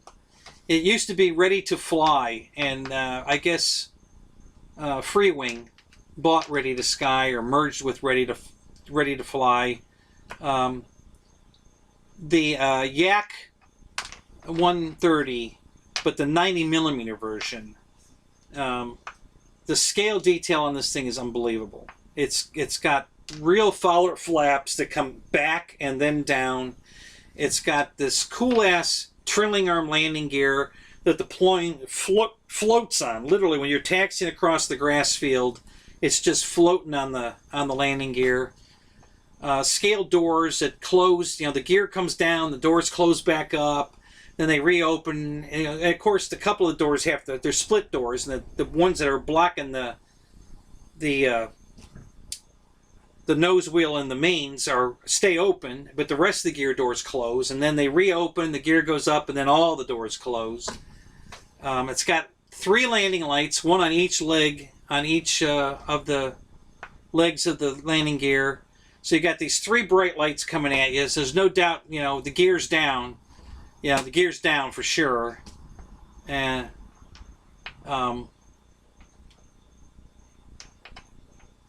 yeah, it's been discontinued. They discontinued it.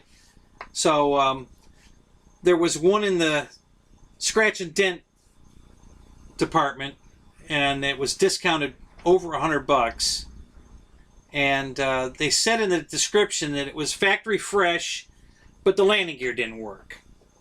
And I knew if all 3 landing gear don't work, then it's something simple. It's a broken wire, from the harness to the receiver, or something. It's got to be something simple. There's no way you got 3 defective landing gear. So I took a shot and bought it. And oddly enough, when I got it, I plugged everything in, and there was nothing wrong with the landing gear. It worked perfect. One of the flaps was unplugged.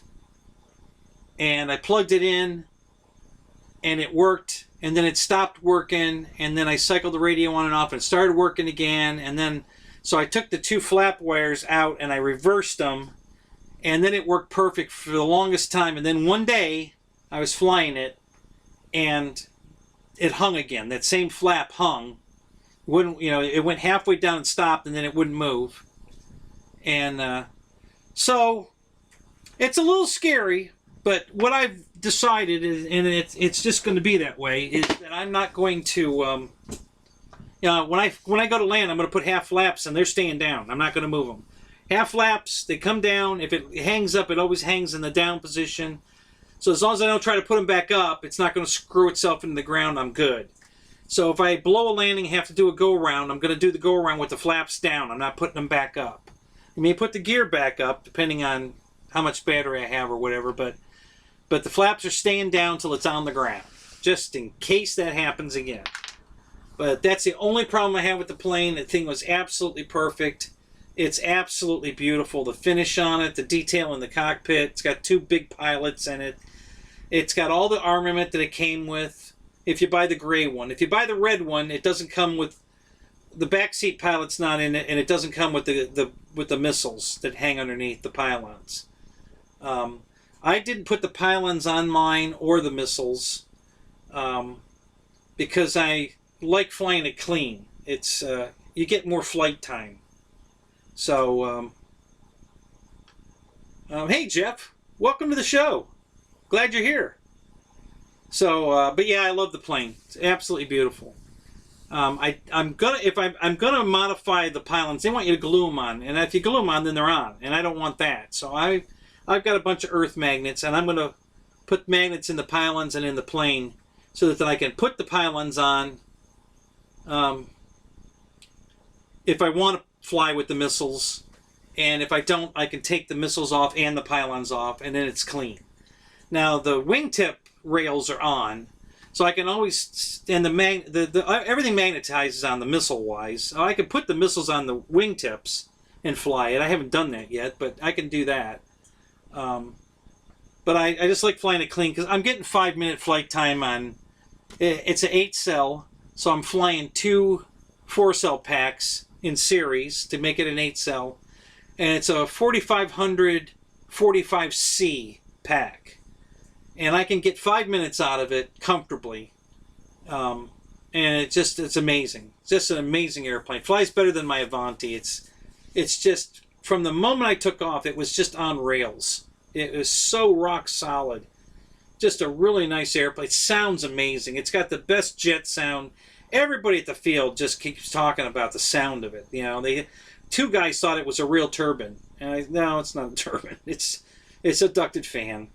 But it sounds really like a turbine. It is just amazing. So I'm really happy with that plane. You know, that and my Skyraider are my favorites. I mean, I got a lot of favorites. I got a lot of great airplanes, but I got to say those 2 are really, really cool.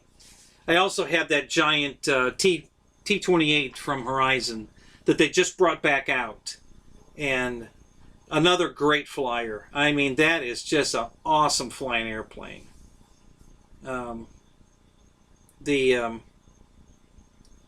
Just super smooth, super huge. It's big. I mean, it's really big. You know, of course, if you go to my Facebook page, I'm standing there with it.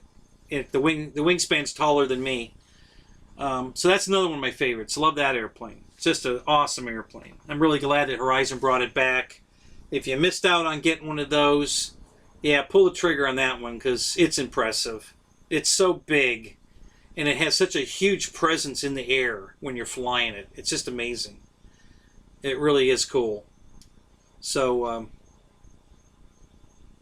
another one of my favorites. I had the 1700 P-51 Mustang from FMS. I love that one too. Another big airplane. I got a lot of nice airplanes. Like I said, I'm flying about 60 airplanes right now. So it's oh,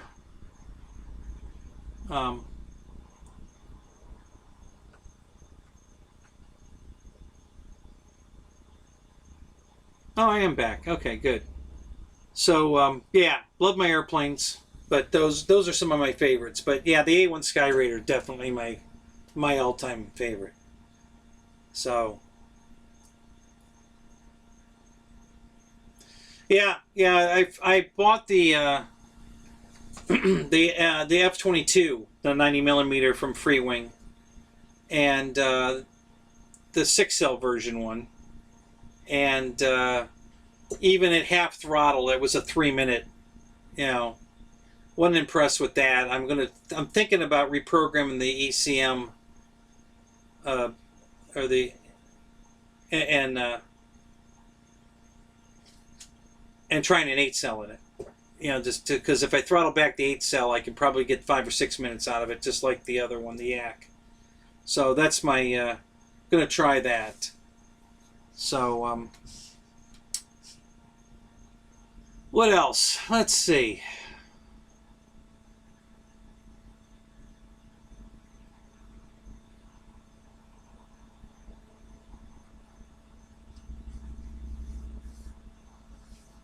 Oh, okay. So he was in there on the.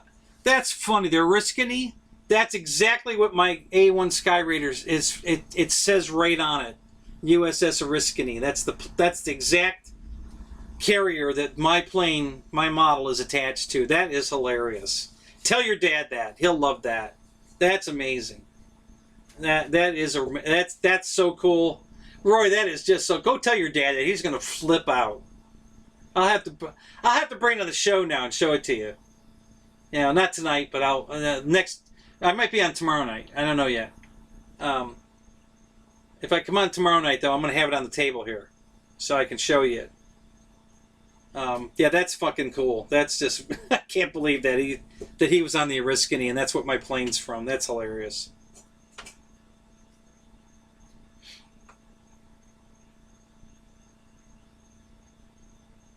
Yeah, all these are RC cars there. There's two up here. You should be able... Oh, no, you can't see. Yeah, you can see them in the corner. Yeah, there's two more up here. If I've got... Listen, if it's RC, I have it. Hovercrafts, helicopters, quads, airplanes. I started in airplanes. In 1973, I started in airplanes. And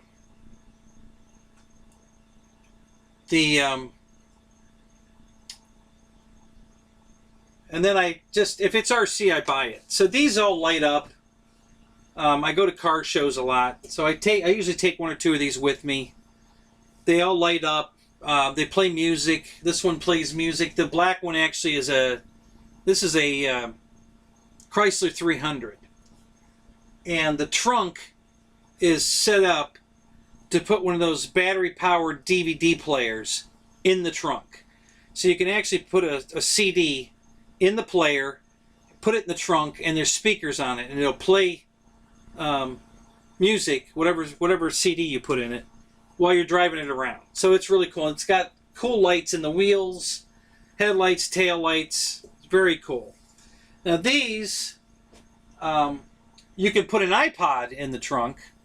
It has a connection for, if you've got a little iPod player, you can put that in the trunk of this, and it'll play the music, or it has its own music. There's some kind of thumpy music that it'll just play while you're driving around. It's got lights all over it. And it also will, you can hit the button and make the lights blink with the music, and then the rest of the time they're just on or off. Some of the lights go off, but when you press the one button, the music, then it plays to the music. It's got a sound sensor in it, and so now the lights are flashing to the music. So they're really cool. I got a bunch of these. I've got 3 of these. I only have one of that one, and then I got a bunch of other ones. I have a Magnum, a Dodge Magnum. I think it's right down here behind these boxes. And it's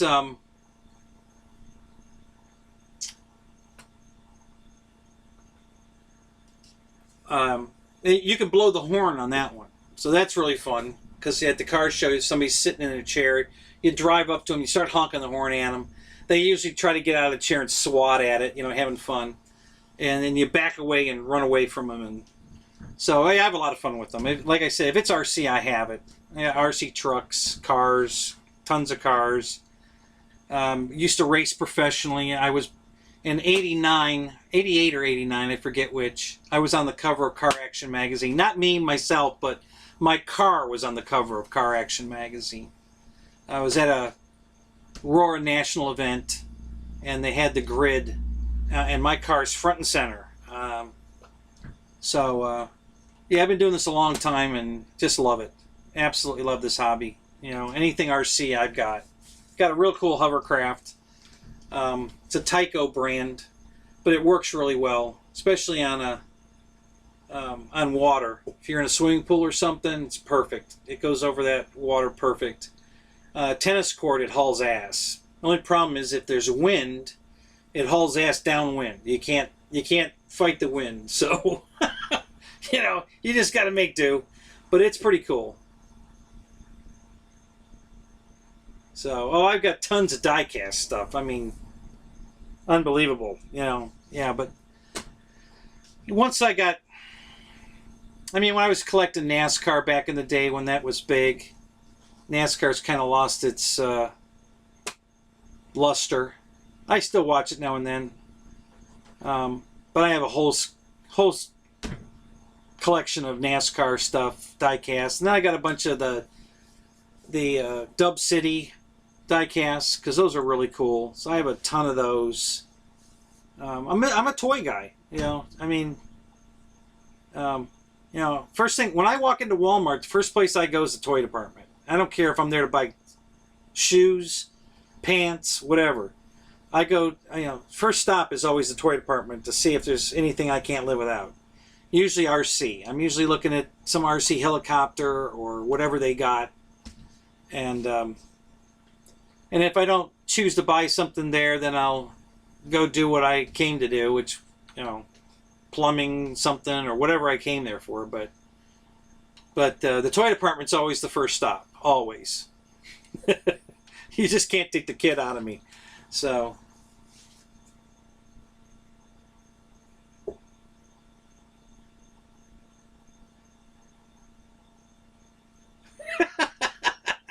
yeah, I'd have to slap him too if it was a Mustang. Oh, that's funny.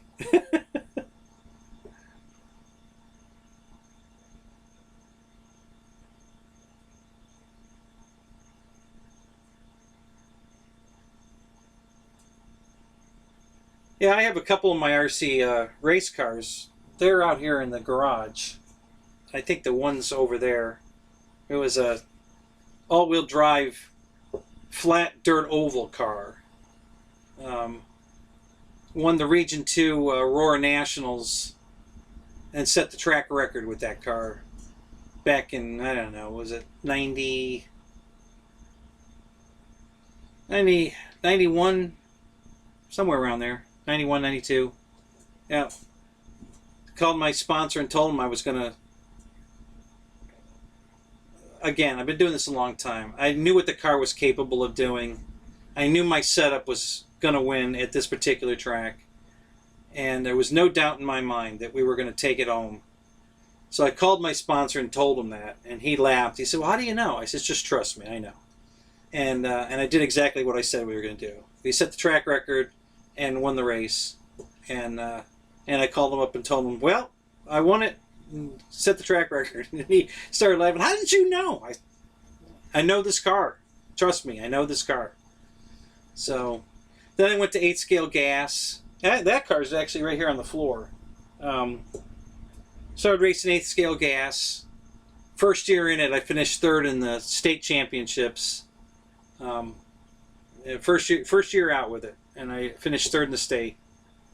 So I'm a racer. I like racing. I'm not a pattern flyer. You know, when I moved down here from Ohio, the first club I found down here was a scale pattern club, and I want a pylon race. I'm not into pattern flying. I mean, I like it, but I don't want to compete in it. You know, I don't mind flying. I love flying pattern and stuff, but you know, competing in it, you know, it's too judgy. You know, the judges like you, don't like you. You know, it's too opinionated.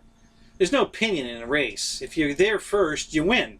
There's no room for an opinion. So, I like racing. So they didn't do any racing, but I did find another club just recently that does pylon racing. So I may get back into that. Thinking about it.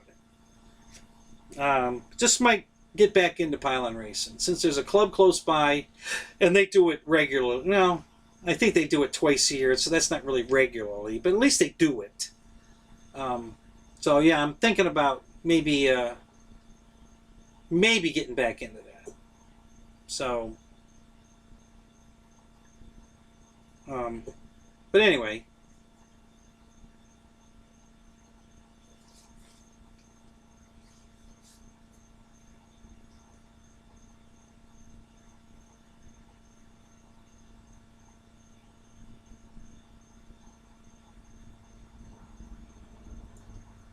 Welcome to the room, Michael. Glad you're here. I just noticed you're in the room. Seen you in Pilot Ryan's room, so, or the Boozers, one or the other. So, glad you're here.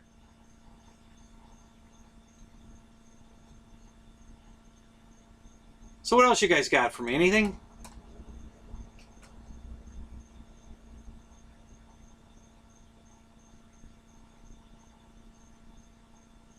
I actually, so the story on the 1700 that I bought and fixed. So I was flying it for the longest time, and one of the guys at the field just couldn't live without it. So he traded me a plane and some money for it, and I liked the guy a lot, so I let him have it. And I took the money and I bought another 1700, but I bought the red tail version. So I bought myself a brand new red tail.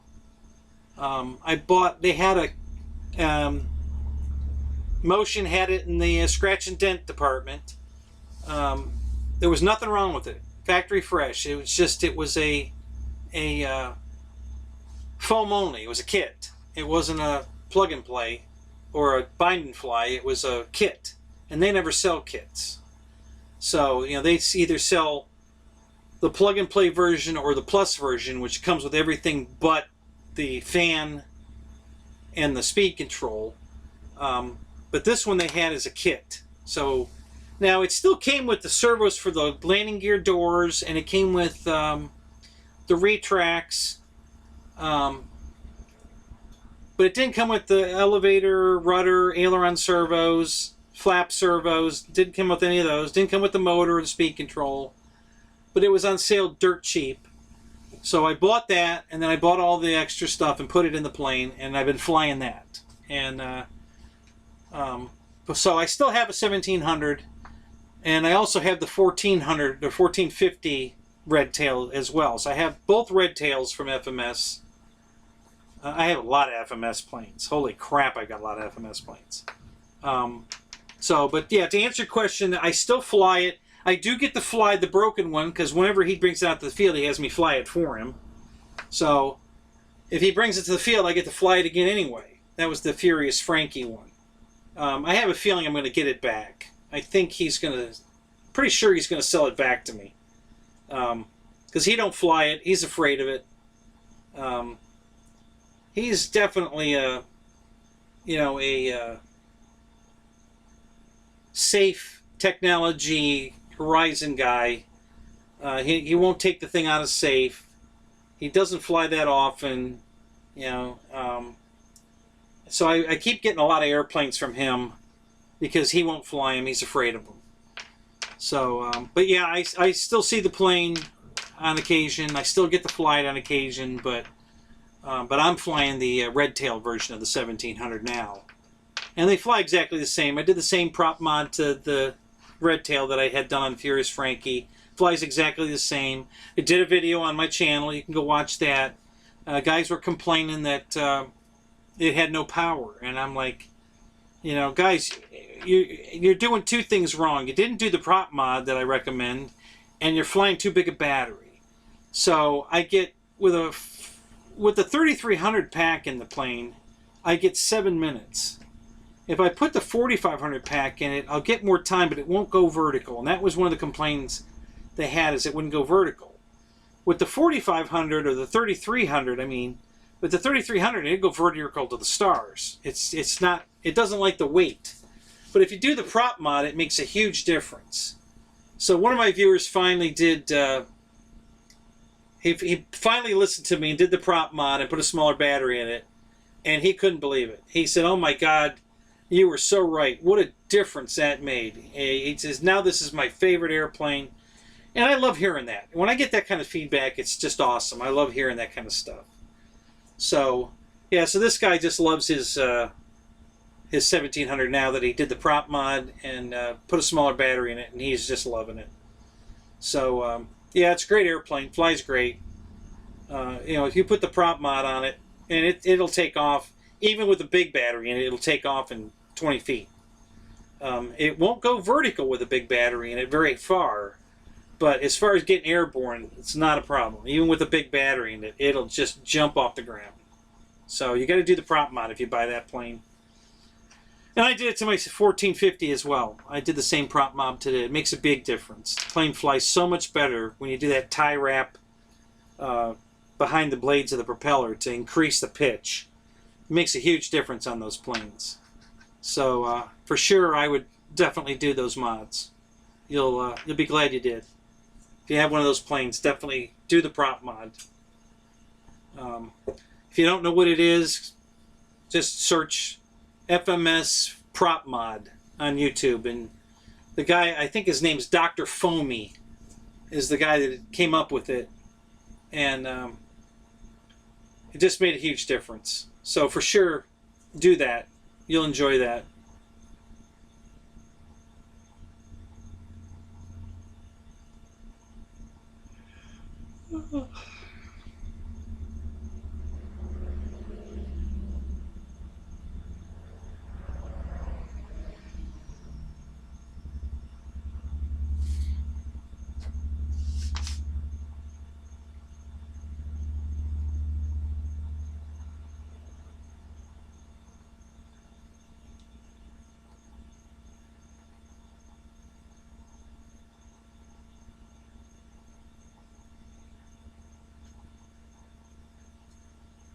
So what am I missing out here? You guys are chatting amongst yourselves.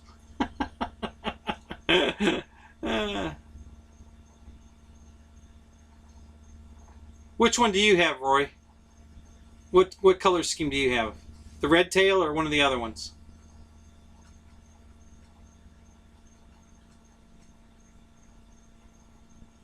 You leaving, Eric? All right, have a good night, man.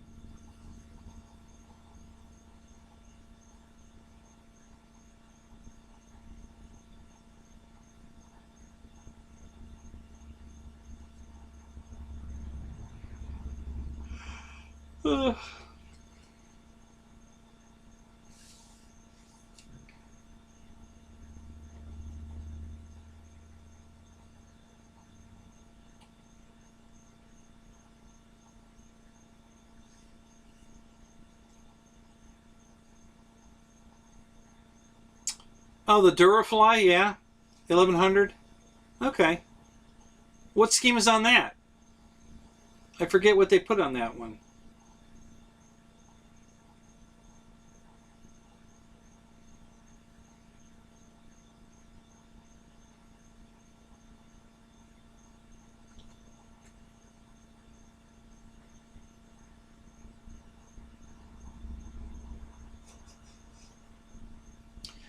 I don't think the 1700s are going anywhere. You know, everybody's going big.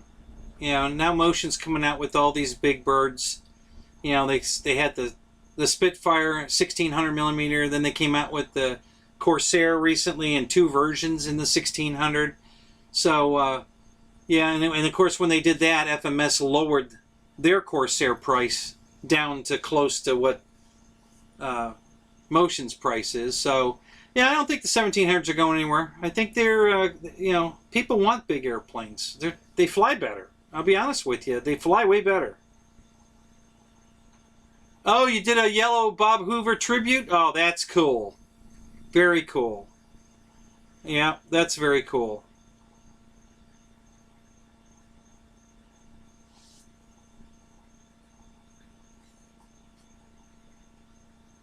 Yeah, the 2 biggest birds I have, the Cessna 150 from Horizon. Now I think that's 2000 millimeter or 2100, and the T-28 also 2000 2100.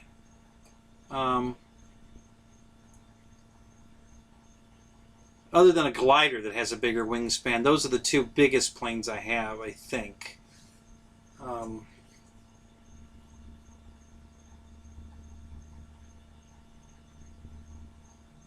Yeah, those are the only 2 planes I have to take the wing off to get them in my wagon. Everything else fits together. But I have to take the wings off of those 2 planes to get them in the wagon. So, yeah, those are my 2 biggest. And now I want another one. There's 2 planes I'm looking at right now. The 1700 Cub from FMS, I'm really thinking about.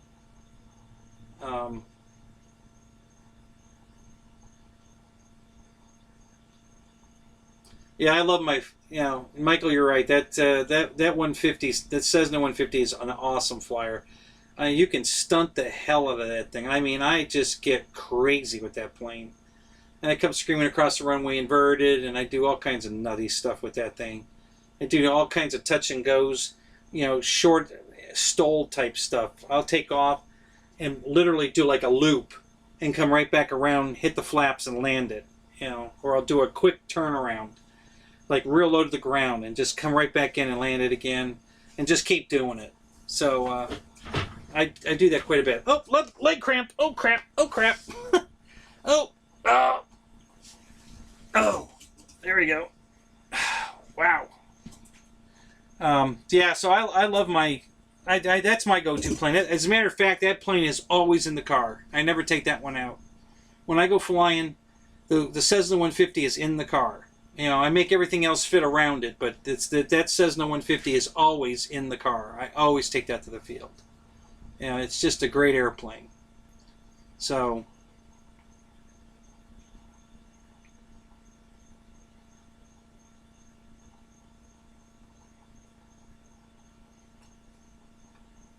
I have two 810s, one from FMS and one from LX models. The FMS one's the better plane, but the LX one flies better. Oh, God. Cramp, cramp, cramp, cramp, cramp. What's going on here? Yeah, they definitely like the way the LX model flies better. It's a lot lighter, so the wing loading's a lot lighter. And it flies amazing. They both fly good, don't get me wrong. But if they only built the damn thing better, the LX model would be the winner. They just don't. They put crappy landing gear in their stuff. The wheels are always too small. You end up having to do a lot of work on the plane. And, you know, I don't want to work that hard. And I like buying a plane and flying it the way it comes. And, yeah, they finally came out with a price on that 737. It's $499. Ouch. You know, a little bummed about that. We'll see. I have a feeling they're going to... I think they're working... There's two things working against them. No fault of theirs, per se, but I think the sides of it's going to be a problem, because I don't think most people... It'll fit in my car, but I think most people don't have a car it'll fit in. So I think that's going to hurt them. And then the $499 price tag. Between the two of those, having... Okay, I don't have a car it'll fit in, and it's $500. Probably going to pass. So I think a lot of people are going to pass. I think they'll sell some for sure, but it's not going to sell like the Avanti for sure. It's just not going to be that popular. I think the biggest problem is going to be the size of it. I mean, I love how big it is. It's awesome, but most people have small cars. You know, they just can't get a plane that size in a small car. You know, even if you fold the seats down, I don't think you're going to get that monster in a small car, even if it takes up the passenger seat. So it'll fit in the back of my wagon, no problem. You know, I got 8 feet. You know, I can put 4x8 sheets of plywood in the back of my car, so there's no problem getting it in my car. Of course, I ain't going to get much else in there. Another plane I have to take the wing off of. You know, shove it in there next to the. You know, next to the jet, but yeah, it's a big bird, so I think that's going to work against them. I think if the price tag was a little better, I think it would leave you room to go buy a trailer to haul it in. I think it's going to hurt too much. You pay $500 for the plane, and now you got to go spend, you know, $1,500 for a trailer to carry it in. You know, or buy a bigger car. I think that's going to hurt them. I love it though. I might buy one. I'm thinking about it. I may wait and see if the price goes down. But it's cool. It's very cool. I definitely like it. I definitely like it.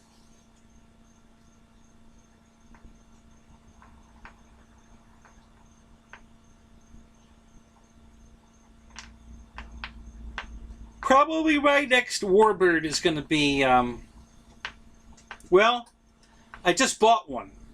As a matter of fact, I bought a 1600 Corsair, the one from, it's in LX models. You can either get it at Banana Hobbies or General Hobbies, and there's probably other places that sell it too, but it's made by LX models. It's the one with the folding wings. So the wings fold. It's got everything. It's got, I think it's got flaps. It's got ailerons, elevator. It's got lights. It's got everything. It's a super cool airplane, and the folding wings are just so cool. So I've been wanting to pull the trigger on that plane for years, and I finally pulled the trigger. I got it here. I opened the box, and it's broken. And I'm like, crap. Okay, no big deal. So I sent a message to Richard at General Hobbies, and I say, hey, I need a new wing section, the center wing section, the flaps. One of the flaps is ripped off the airplane. You know, the hinges are broken. It's got plastic hinges, and they're broken, and the flaps are off. So I need a replacement center section. His reply was, oh, I'll send you a roll of fiberglass reinforced tape, and you can put it back on. Really? Spend $450 for an airplane, and you want me to tape the flap back on with reinforced packing tape? No. So I made him an offer through PayPal to take half the price off, and I'll fix it myself, and he declined that. He wanted the plane back. So I sent it back to him, and I got my money back. But I may pull the trigger again. There's other places to buy it. But right now I'm too close to Black Friday. I want to see what deals are coming out. So I'm going to wait and see if there's a good Black Friday deal that I just can't live without. And I'll do that. So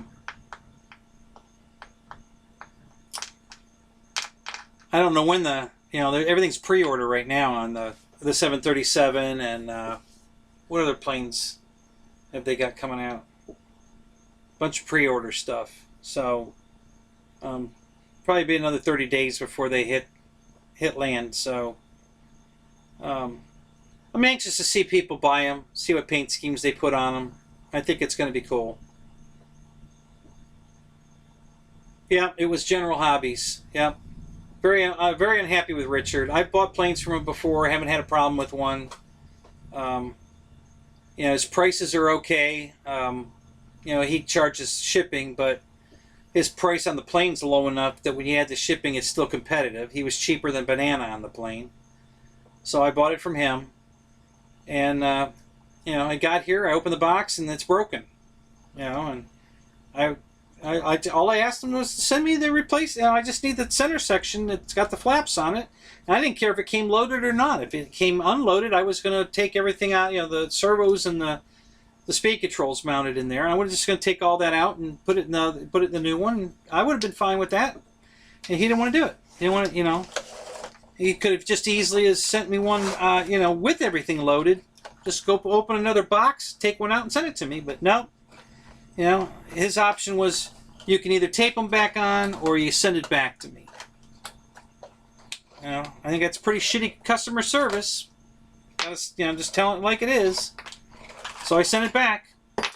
I don't think that was a smart. And I told him 3 times. Listen, if you want it back, I'll send it back. But I'd rather have the airplane. If you don't want to lose the sale, I still want the airplane. So if you want to send me another plane, I'd love you to send me another plane. I don't want my money back. I want the plane. But if that's what you want to do, and I never got a response. He wouldn't respond to me. So yeah. So I probably won't be doing any business with him anymore. Pretty upset about that. That was pretty shitty. You got that right.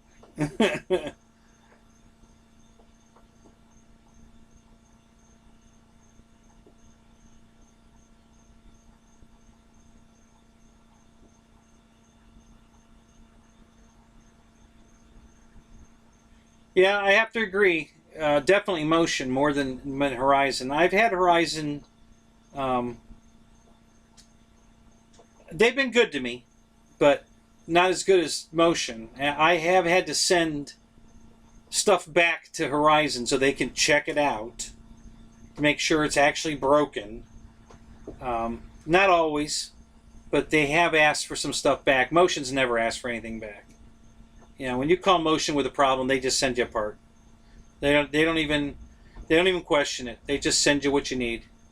So, Motion by far the best customer service out there. Nobody competes with them. Nobody. But you know, I still buy from Horizon. You know, they're not my favorite, but you're right. They are better than most for sure. You know, they do their customer services, and I'll tell you why their customer service has gotten so much better that it didn't used to be.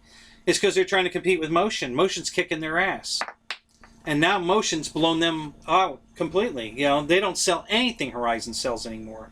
They got rid of all the lines that Horizon sells. They no longer carry. So, because they're pretty much going after Horizon Hobby and telling them, you know, you're not going to win this battle. This guy that owns Motion is in for the long haul. He's gonna give Horizon a run for their money. So the only way Horizon can stay competitive is to try to be as good as Motion. So that's why their customer service has gotten a lot better. It never used to be that good. I used to have fights with them all the time about, you know, well, you sure you got the servo plugged in the right way? Or, yeah, listen, the servo's working. It's stripped. The gears are stripped. You know, it's not that it's not working. It works. It's the gears are stripped. You know, that's what happened to my Cessna 150 when I bought it. One of the flap servos was broken right out of the box. I mean, the guy that put it in the box knew it was broken because he had to get it in the box, he had to bring the flap up, and he just stripped the gears bringing it up so it would fit in the box. So when I took it out of the box, the flap fell down, you know, the gears were stripped, and I'm like, oh, that's lovely. So when I called, Horizon and said, hey, you know, this one of the flaps has got a stripped servo, and you know, well, you sure you got it plugged in the right way? Yeah, I'm pretty sure. So yeah, I like them. You know, and I've heard, you know, you're not the first person to tell me Banana Hobbies sucks. I've had mixed experiences with them. Nothing that would say I'm not going to buy from them anymore. Hobby King I won't buy from anymore. I mean, they've been horrible for me, and I finally the last straw was about 1.5 years ago, and that was it for me. I'm not going to deal with it anymore. Banana has always tried to do right for me. You know, I've gotten some bad products from them, but customer service has been decent. I usually, they don't want phone calls. You can't call them and talk to them, but they will take a text message. So I text messaged them. I got a reply the same day. It was several hours later, but they're also in California. I'm in Florida, so there's a 3-hour time difference anyway. So, so I was okay with that. I didn't have a problem with that. And then they sent me what I needed. A couple of times they've ignored me. I filed a PayPal claim, and I got my money back and got to keep the airplane. You know, so you know, they don't have anybody watching their email account, I guess, for discrepancies through PayPal. And if they don't respond in 10 days, PayPal gives you your money back. So I've gotten 3 free airplanes from Banana Hobbies because they just didn't bother to respond to my claim, and PayPal gave me my money back. You know, of course, Banana contacted me. They were very nice. You know, they said, you know, we're sorry you had a problem with your airplane. We'd like to make that right for you, but there's a problem with the money. Apparently your bank didn't forward the funds. So if you can forward the funds to us, we'll be glad to take care of that for you. And my reply to them was, well, I'll be honest with you. You guys haven't been so good in the past in that situation. So if you get me what I need, and send it to me, I will send you the money. And then I never hear from them. They don't send the part that I need. So I don't pay them. You know, if they send me what I need, make it right, I'll be glad to send them the money. But 3 times once they didn't even respond. I just got my money back and I never heard from them. The 2 other times they contacted me and asked me what it would take to make it right. I told them, and they said, okay, we'll take care of it. And then I never got it. Never got anything from them. Never heard from them again. So I didn't send them the money. I would have. If they'd have made it right, I'd have sent them the money. I still buy from them. I buy glue from them. You know, they got good deals on like epoxy and stuff like that. So I buy parts from them and stuff, and I still buy some airplanes from them. I'll probably end up buying that Corsair from them eventually. But yeah, Banana Hobbies is definitely better than, for me anyway. Everybody's experience is different. I get that, but Hobby King has absolutely the way they've handled me over the years. Listen, 6 years ago, you would have flown over there and put a bullet in their heads. I mean, it was ridiculous how bad they were. I mean, they absolutely accused you of theft. You know, I mean, it was horrible dealing with them. And they were losing customers right and left because, you know, we're just not going to stand, Americans are not going to stand for that. So they started changing their ways. And then the last straw was, I bought an airplane from them. It was de Havilland Beaver. It's a built-up plane, balsa covered, you know, ARF. And it was supposed to come with seats, front and back seats. And the seats mount to a board that covers the battery pack. So you open the side door, and you reach in and you lift the seat up, or where you grab it by the seats, and you lift the floor up and move it back, and you put your battery down in the floor underneath it. And mine didn't come with the extra set of seats. It only came with front seats, no back seats. So I filed a claim with them. Oh, we're sorry. We'll contact the manufacturer. 1.5 years we played this email tag. 1.5 years. And then the company went out of business. And they said, I'm sorry, we can't get you the seats anymore. The company's no longer in business. Well, yeah, you waited 1.5 years, and now you're telling me, so we're going to give you a $35 credit so that you can go buy the seats somewhere else. Okay, where do I go to get them? Who has these seats for $35? Where'd you come up with a $35 price tag? You know, how do I get the seats for $35 and where do I go? Of course, they didn't have an answer. So, and then they wanted to give me a store credit. And I said, oh, no. Listen, you gave me a refund of $35 so I can go elsewhere to buy the seats because you can't supply them to me. So I don't want a store credit. I want my money back so that I can go buy the seats somewhere else. So they gave me my money back, and that was the end of it for me. I'm done with Hobby King. I live in Florida. It's mid Florida on the West Coast. It's called Pasco County. The city is Spring Hill.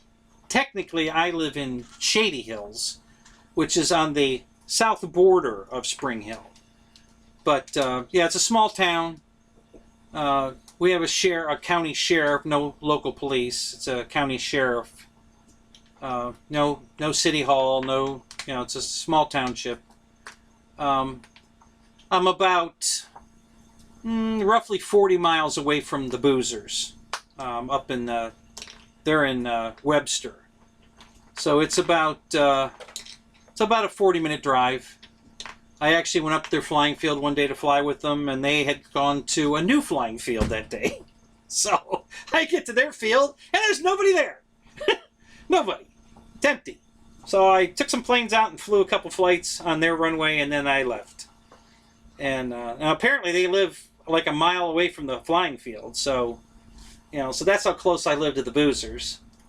And also Rich, RC Informer, Rich Baker, he's about the same distance toward Orlando as that's dead east. So the three of us are very close proximity. It should be no problem for Rich Baker, Wes and Lori, and myself to converge on a flying field and fly together, because we all live pretty close together here. So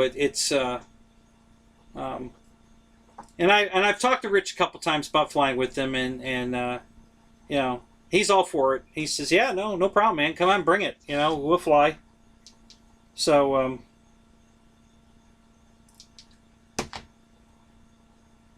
looks like Josh went live again. A bugger. Maybe not. That might be an old message.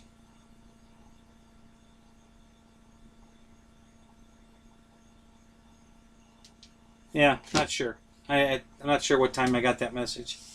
But yeah, so that's where I live. Pasco County, Spring Hill, Florida. It's right on the water, on the Gulf. Not so close that I'm in a flood zone. I don't have to worry about storm tides or any of that. I'm inland far enough. You know, as a bird flies, I'm probably 2.5, maybe 3 miles from the Gulf. That's relatively close. I mean, I could be at the beach in 15 minutes. So, but yeah, weather's great. I'm originally from Ohio. I moved here in '83. Started flying in '73. I moved here in '83. I just love the weather here. You know, it doesn't get hot enough that it bothers me. I'm still at the flying field flying. I don't mind. I hate the cold. Little story: when I was up north during the winter time, I flew a couple of airplanes on skis, but I really didn't like flying in the snow, so I built a snowmobile. So what I did was I built a box, just a square box with a nose that didn't taper this way, you know, side to side to make it narrower, but it tapered this way to a point. So the air went under it and over it. And I put a nose wheel on it with a ski and main landing gear with 2 skis. And a pusher prop on the back. And it was a 40 size pusher. And that thing hauled ass. So I could play with that out in my front yard, run it down the street, or I could go out to the flying field, and a bunch of us had them out at the flying field, and we'd race them around on the ground at the flying field in the snow. So that was our snow fun. You know, a couple guys would fly, but until I come up with the snowmobile idea, nobody, there weren't many people flying. But once we could stay on the ground and use these snowmobiles, that more people showed up at the field. And we all made the same one. It was real simple design. You know, probably about $3 worth of balsa wood, a little monocoque. You're ready to go. It was simple. So and we all had 40 size engines. We were flying Quickie 500s. So you know, pylon racing. So we pulled the motor off the Quickie 500, put it on the back of the snowmobile, and put a pusher prop on it. And it was a lot of fun. So we did that. And then if I was home really bored, I'd get my Subaru Brat from Tamiya out, and I'd put a battery in it, and I'd set it out the front door, and then I'd sit in the living room on my coffee table looking out the window. And I'd run it around in the yard and out in the street and around, and my neighbors would walk by and see it running around, and nobody's standing there, and they're like, "Who's driving this thing?" And I'm inside. Sometimes they'd see me in the window and I'd wave, you know. But yeah, I had a lot of fun with that. You know, that was my winter activity. Now, don't get me wrong. When I was a little kid, I used to go, you know, sledding and, you know, a little skiing, not much. You know, I wouldn't call it real skiing. We had boots, and we tied the skis to our feet because they didn't have the clasps on them. They were old skis. And we'd just go down this little hill, and then we'd made a jump, and we'd go down the hill and hit the jump and fall on our ass. But that's what you do when you're a kid, you know. So yeah, so that was my winter activities. But it just wasn't a cold weather person. So I left Ohio in '83, and I went back for one of my high school reunions during the summer. No more snow. But yeah, I don't miss it. Send me a postcard for the snow. I don't want to deal with it anymore. I like it down here. I like the heat. I don't have any problem with the heat. So,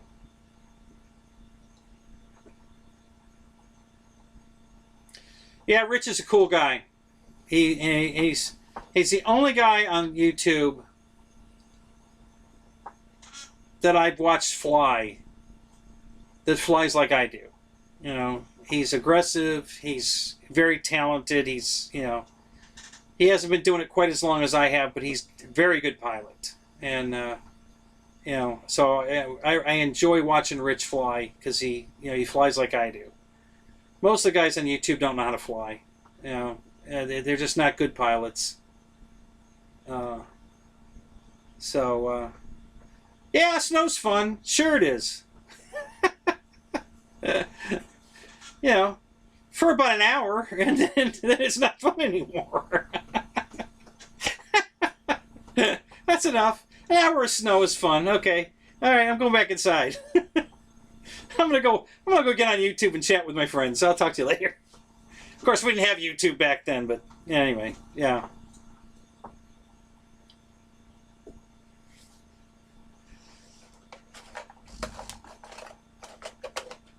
Oh, so you're close to Jace or Josh, huh? Well, that's cool. Do you guys go fly together, Michael?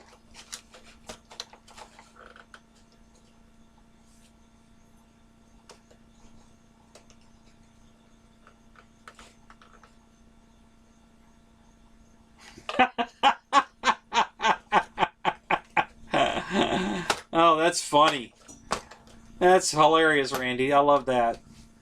A 48 Mercury car hood for a sled. That's cool. We used to do something similar to that in the summertime.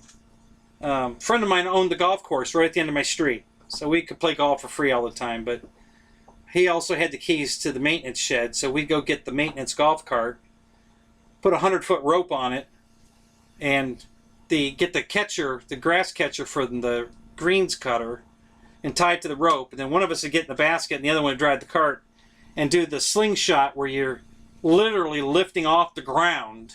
You're getting airborne because it's going so fast when you slingshot it. And the G-forces are so great that it would actually stretch the rope and then it'd get airborne. You know, only an inch or two, but you were literally off the ground. So we used to do that in the winter. And then, of course, we'd get crazy and see how close to a tree we could come. And a couple times we had to bail out of the thing because we were getting a little too close to the tree. We were going to hit it. So, you know, you bail out and hope you stop before you hit the tree. But, yeah, we had fun with that.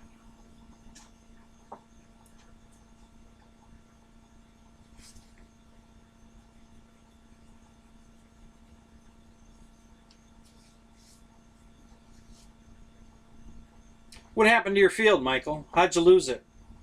They sell the property and develop it? That's usually what happens. We lost our field down here that way, the one I used to fly at.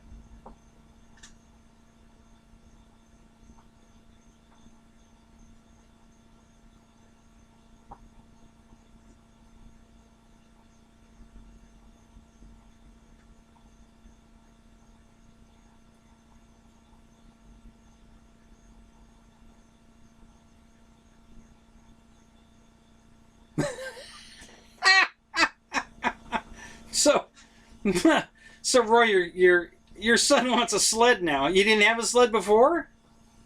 Really?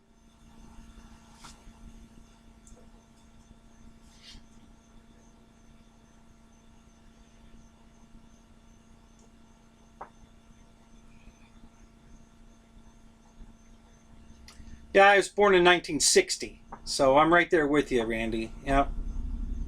Yeah. Turned 59 last week. So, started flying when I was 13. Do the math.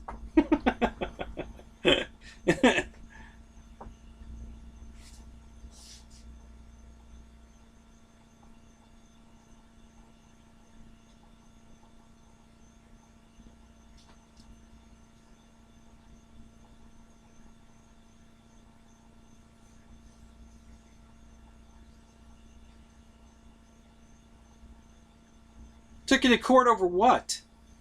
What was the problem? What did they take you to court over?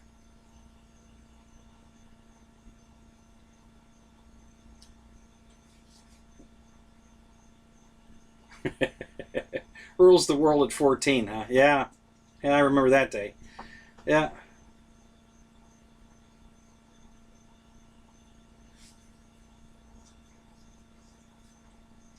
$18.51? Really?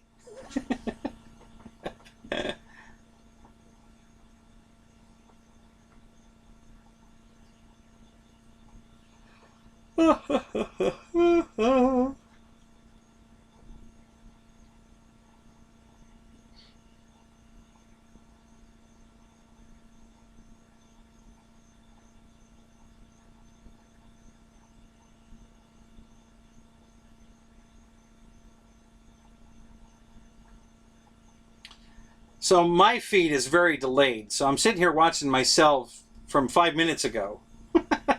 That's how big a delay I have. It's I don't know if you guys are getting that much delay, but I'm getting a big delay. So, 1961. Ah, that's what I thought.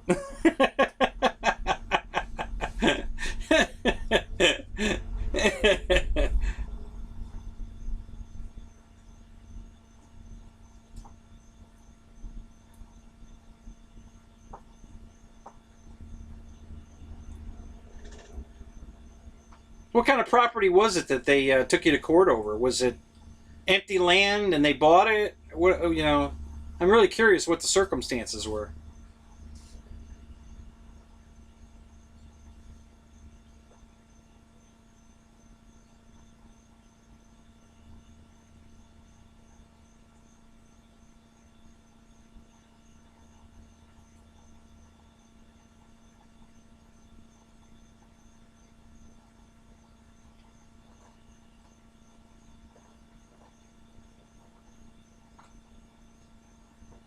Yeah, I got a bunch of old hanger rats in the room tonight. That's cool.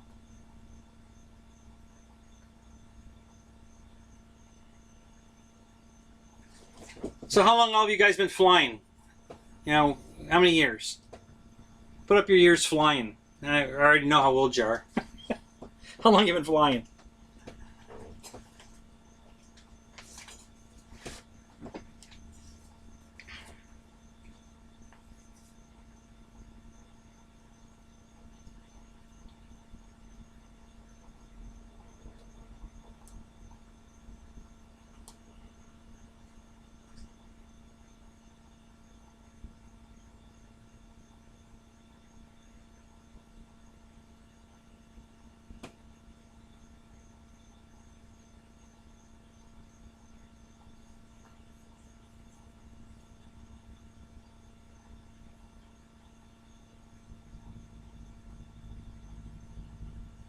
Wow, that sucks. That really sucks, Michael. They were complaining what? That you guys were making too much noise? Or were guys crashing planes in their yards? What was the situation? And it's a shame it came to that. You only been flying for a year, Randy? Wow. So that's cool. How you doing? You doing good? You're flying confident? Doing a good job?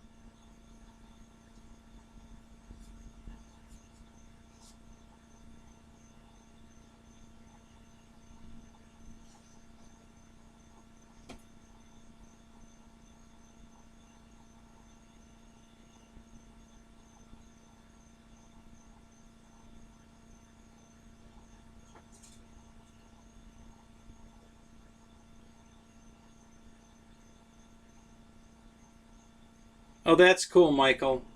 A railroad engineer. That had to be a cool job. I love trains. I had a hobby shop for 27 years. And it was mostly RC. I had a bit of train, of HO, N scale, and some O scale railroad stuff, and then a little bit of rocketry, a couple of kites, but it was mostly RC. We were a big race shop. I had a race team. We were traveling all over the country together. It's about 13 of us, and we were doing very well. You know, the I've always done well at the big events, even against the factory guys. And back then, batteries were a big deal. You know, they had all the good batteries. You couldn't buy good batteries. Back in the late 80s, it was, you know, they'd get a shipping container of battery packs or single cell batteries, and they'd match their own. And I bought all the equipment. I still have it to do all the battery matching and all that. We were building our own packs, but you know, the way that the factory teams do it is they go through all the batteries, and they go through every cell in the trailer, and they test it. And if it's a really good cell, they keep it for race battery. If it's a pretty damn good cell, they keep it for practice batteries or qualifying batteries. And then if it's a so-so good pack, they keep it for playtime, and then they sell the rest of it to us. So we're 3 steps down from them from the go in, you know, power and longevity of the battery. So to give myself the best chance I could and my team, I bought the battery matching equipment, and we used to sit in the shop all night long. I'm used to being up this late. We were usually in the shop till 3, matching batteries, you know, building battery packs so that we could go race and be competitive. And locally, we were unstoppable. I mean, we just took the events everywhere we went. But at the national events, you know, the first dirt oval race was held here in Orlando. And I think it was 1988. The first dirt oval nationals was held here on the east side of Orlando. The actual name of the township's slipping my mind at the moment, but I'll probably think of it in a minute. So my whole team went over there. And I don't want to say we were getting our asses handed to us, but we weren't racing for first place in the A main for sure. I won the B main in sprint car, you know, modified sprint car. So my time was fast enough that I only missed the A main by a fraction of a second. Had I been in the A main, I would have finished second. But because I didn't qualify for the A main, you know, my time in the B main, I won the B main, and my time was fast enough to finish second in the A. So even with the crappy batteries, I was competitive. Now, one of my guys, who turned out to be a big name in the hobby, got very mad at me because he was not competitive, and it was all my fault. Listen, this is the very first dirt oval national. How was I to know that the factory teams were that much better? I had no idea. I had no idea. So he got very. Actually, his parents were madder at me than he was. They just ripped me a new asshole because, I didn't bring his son prepared for this race, and I did okay. Maybe part of it was his driving. He was probably 12 or 13 at the time. So he's a good driver. Don't get me wrong. I'm just kind of playing devil's advocate here a little bit, but he's a very good driver. He didn't totally understand the car setup. The shock absorber settings to get the car to push coming out of a turn, or to get the back end a little loose on the kind of turn so that you could, get up to speed quicker. I always had to do his setups for him. But if I set it up for him, he could drive it. And he can absolutely drive it. So, the problem was, national event, there were 400 entries at this event. And, I finished, technically, winning the B main I finished 11th out of 400. So, I did all right. He was down the ladder a little bit farther than that. I think he was in the C main and he didn't win it. But in stock class, I was in modified sprint car. He was in stock class late model, and I think that was the biggest class. There was the stock, the stock late model class. So he was racing against a lot of people, and you know, we learned a lesson. I mean, I didn't give up. I mean, I knew I had the talent to drive, and I knew he did too. I just didn't know how we were going to get batteries. Of course, today there's no problem. The battery technology today, you can be competitive, so it's not a problem. After that race, I was already thinking about going gas. I wanted to go to 8th scale on-road gas cars, and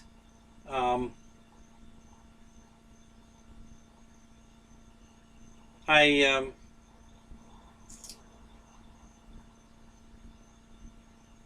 got talked into going to Texas for the Nationals. And one of my sponsors said, hey, I need you to go to Texas. I said, okay, I'll go to Texas as long as you supply me with batteries.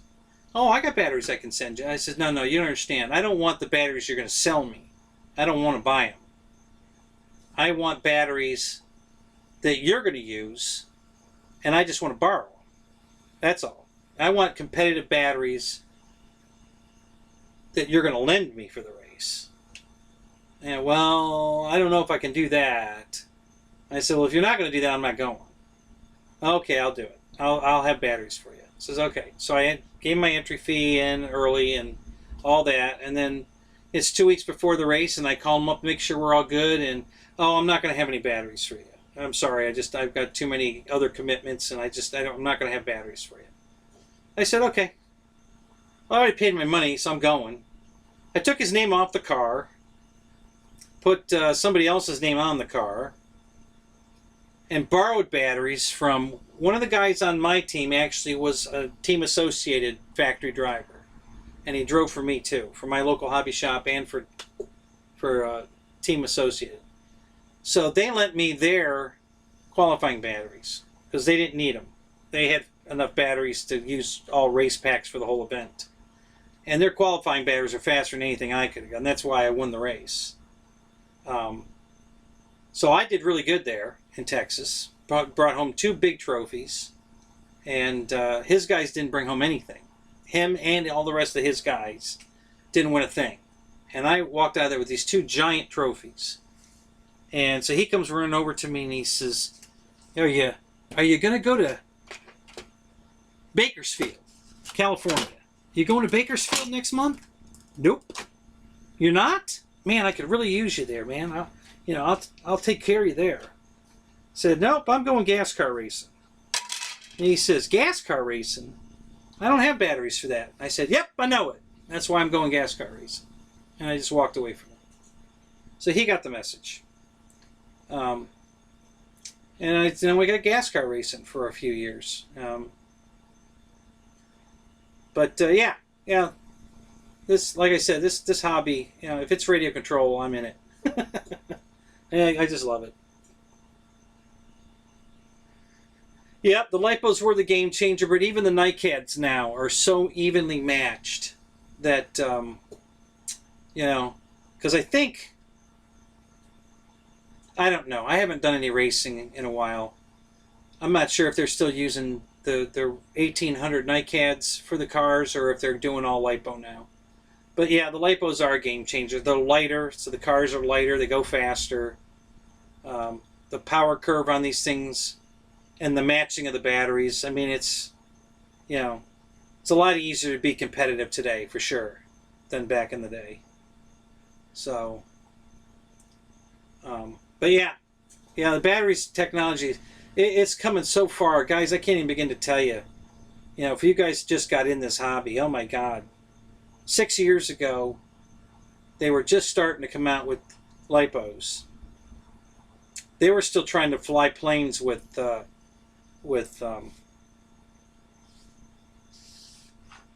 NICAD batteries, which are heavy. And, and they're only 1.28 volts per cell. So to get, 7.5 volts, you got to put 6 or 7 cells together to get the voltage. You need to get the plane in the air, and it's too heavy to get in the air. And oh my God, it was horrible. Thank God I didn't start flying anything then. I was still flying gas, so I didn't even know about nobody at my field flew electric. I didn't even know they had electric. I wasn't on the internet, not on YouTube anyway. I was on the internet, but not YouTube, so I didn't know about all these airplanes, these foam airplanes that are coming out. I didn't know about any of this. So one day I moved 5 years ago. 6 years now. 6 years ago I moved. And the new location had a hobby shop nearby. And I hadn't been in a hobby shop for years. Just no reason to go. I had everything I needed. Didn't have money to go out and buy new airplanes. And, when you buy a balsa plane, it's expensive. Because you got to buy the plane, you got to buy the motor that goes in the plane, the gas motor. You got to buy motor mounts, you got to buy wheels and landing gear and monocoat to cover them. And, it's a lot of money. And so I walk into the hobby shop and I see these foam airplanes, a foam Corsair, and I'm like, what the hell is this stuff? And at 2.4 gigahertz, I was still flying this. That's my first radio right there. It's not in the picture. Let me grab it.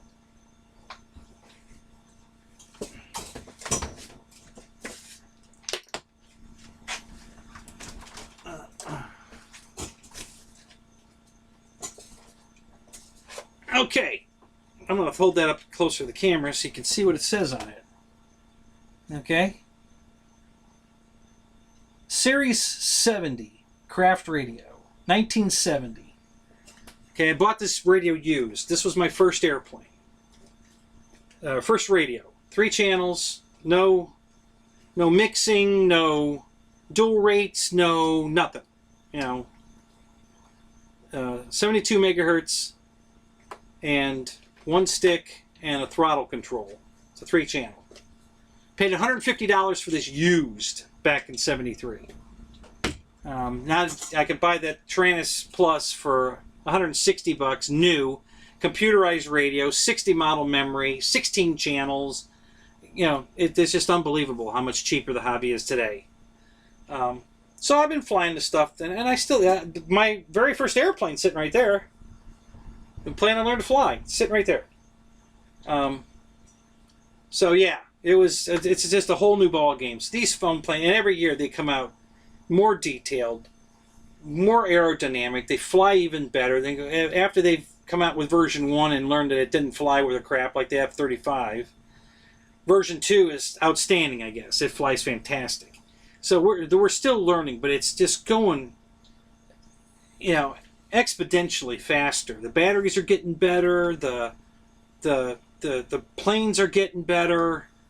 The detail on the planes is getting crazy good. It's just I can't think of a better time. You guys got in the hobby at the right time, guys. It's just never been this good. It has, and it was a leap. I mean, we were same old technology, 72 megahertz. And, you had to go get a clothespin to fly. You can only have 17 people at a time in the air. Of course, nobody would fly that much. But you always went to the flying field, and 6 guys are on your frequency. There's 17 frequencies to pick from, and there's 6 guys on the same frequency. So we got to wait our turn to fly. You got to wait and get the clothespin. What that is there's a frequency clothespin, and you had to put it on your antenna. You go get the clothespin, you put it on your antenna. That makes it, you have the right to turn your radio on. They do not. So you turn your radio on, you go fly, then you come back, you got to give the clothespin to the next guy. And it was a pain in the ass. So this 2.4 gigahertz was unbelievable. That just, what a game changer that was. And then after that, they came out with these foam airplanes and then the LiPo batteries. And, now I'm getting flight times. I have a couple of planes I can fly 20 minutes on a LiPo battery. Listen, at 20 minutes, I'm tired. I want to land. I don't want to fly anymore. I mean, I've had my glider up for over an hour. But, it's just, the gas guys, the diehard gas guys, you don't get any flight time out of a LiPo. No, that's not true anymore. You do. You absolutely do nowadays. You definitely get flight time out of these batteries. So, I went out to the field and showed them that. Well, if you haven't watched, look at my video on my channel, my Avanti flight. I got 7 minutes on a 3300 30C 6-cell pack. 7 minutes. And I'm narrating the whole time. It's unedited. There's no way I could have, played any trickery here. It's an unedited video, start to finish. I'm talking through the whole video, explaining what's going on. If you look at the very first comment, because I have it pinned, Motion RC sent me a thank you for putting that video up. I know I sold them a shitload of airplanes. There's absolutely no doubt in my mind that I sold them a shitload. Hell, I sold 6 Avantis at my flying field alone. When I showed up with that thing, man, everybody just flocked to it like it was unbelievable. They had never seen anything like it, These guys aren't on YouTube. They're really old and old school. Some of them are still flying 72 megahertz radios. And they hadn't seen a jet. They hadn't seen a jet like that. They hadn't seen one with that kind of landing gear on it, the ones that had seen jets. And they fell in love with it. So 6 guys that day got on their phones right there at the flying field and ordered the plane. So go watch my video. I know that sold them a shitload of airplanes. Nobody believed that I could go 7 minutes.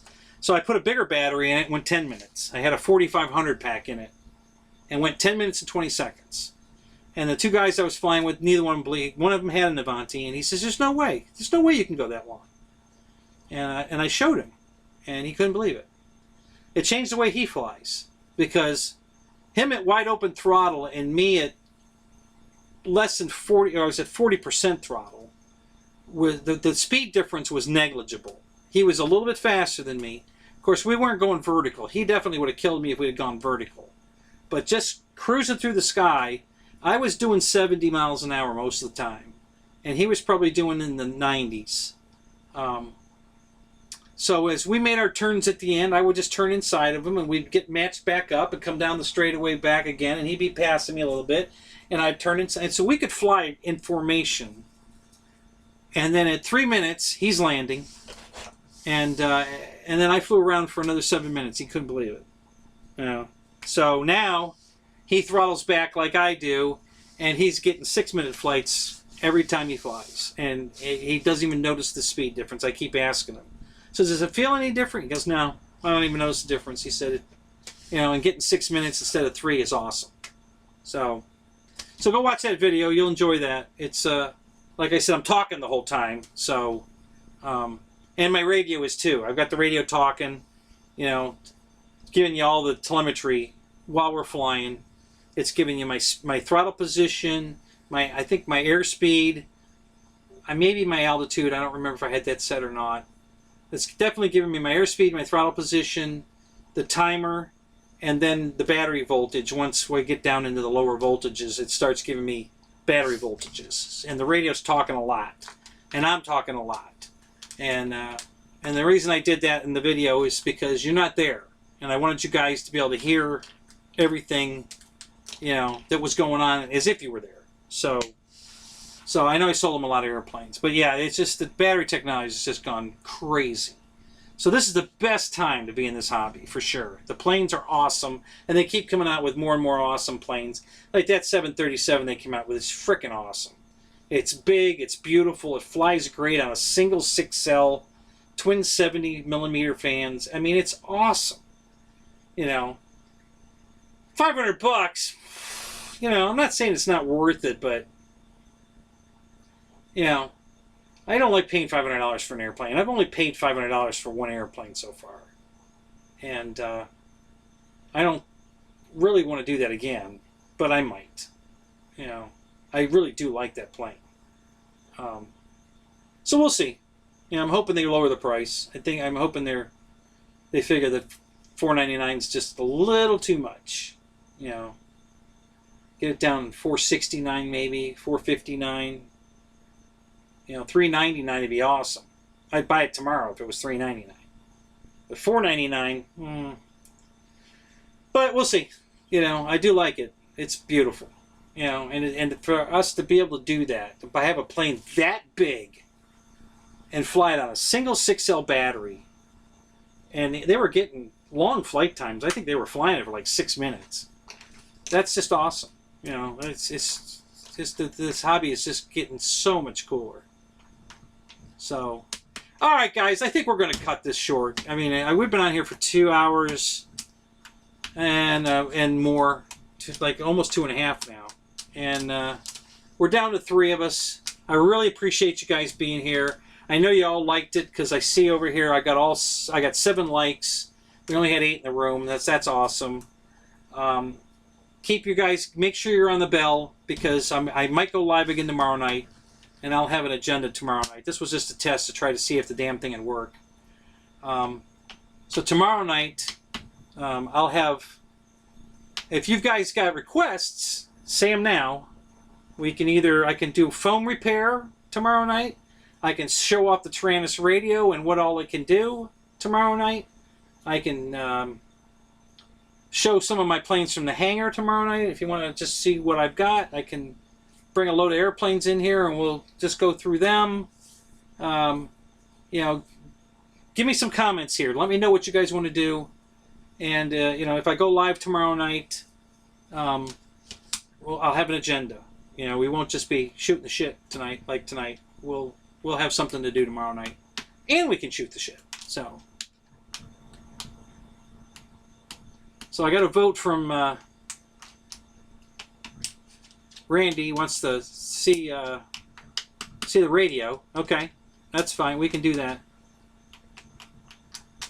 What I'm going to do is just to give you a little preview so you guys understand. What I'm going to do is I'm going to bring one of my airplanes that's a Spectrum plane, probably the Valiant, because it's the easiest one to get in here. So I'll bring the Valiant in here, and I'll have it bound to my DX6i, and I'll show you that it works. You know, the controls work, and then I'm going to bind it to my Tyrannus and show you all the cool stuff I can make it do. Well, first I'm going to show you how I can just add telemetry to the bind and fly after I show you that it's working on it, because I want to make sure you understand it still has a Spectrum receiver in it, that I didn't change it. It's a bind and fly, came with the receiver, it's still in it, and I'm going to show you how it works. Then I'm going to show you how it works on my transmitter, just flying it normal, but adding the FreeSky receiver so that I get my telemetry. So I'll still be flying on Spectrum, but I'll have my telemetry from the FreeSky radio.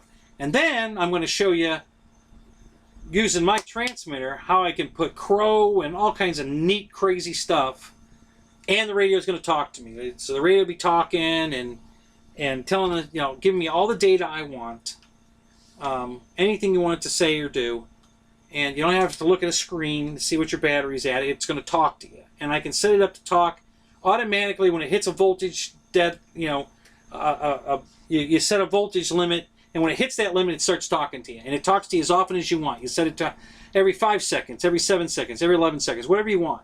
Or you can put it on I can do both. I can make it do that. And see, I have it set for 17 seconds. What was my battery? I forget. Instead of waiting for the time to come around again, I can flip a switch and it'll give me a voltage again. So I can have it do both. I can have it do it automatically, and I can flip a switch to hear it. So, and the radio talks. It plays music. I can download music onto the radio, and it does everything. And I'll show you all that tomorrow night. So we'll definitely do that. I'll have a nice show for you guys tomorrow night. If I go live tomorrow night. I'm not positive I'm going to go live, but I think I will. So I did take an extra shift tomorrow. I'm not getting off work till 6. So if I go live, it'll probably be 9, and hopefully I can get all this set up in 2 hours when I get home. And so if I go live tomorrow night, we're going to have a good show. It'll be my next show whenever I do go live. So make sure you have the bell clicked so you get a notification. Talk it up in the Squawk forums if you can. Put it on Facebook. You know, spread the word. Let everybody know that we're going to be doing this. I'm going to do it just like Ryan and Wesley. I'm going to be doing it whatever night I pick. I was going to pick Wednesday, but I think Josh might want Wednesday. And I don't want to step on Josh. If Josh is going to do a show every Wednesday, then I'm either going to do it Monday, Tuesday, or Thursday. I'm going to let you guys decide. So think about that and let me know. Wednesday, Thursday, Monday, Tuesday, Wednesday, or Thursday. Go ahead and put Wednesday in there, and we'll see if Josh is going to do it or not. I didn't know Josh. Josh has been helping me a little bit. I didn't know he wanted to go live with his own show. And so we'll see.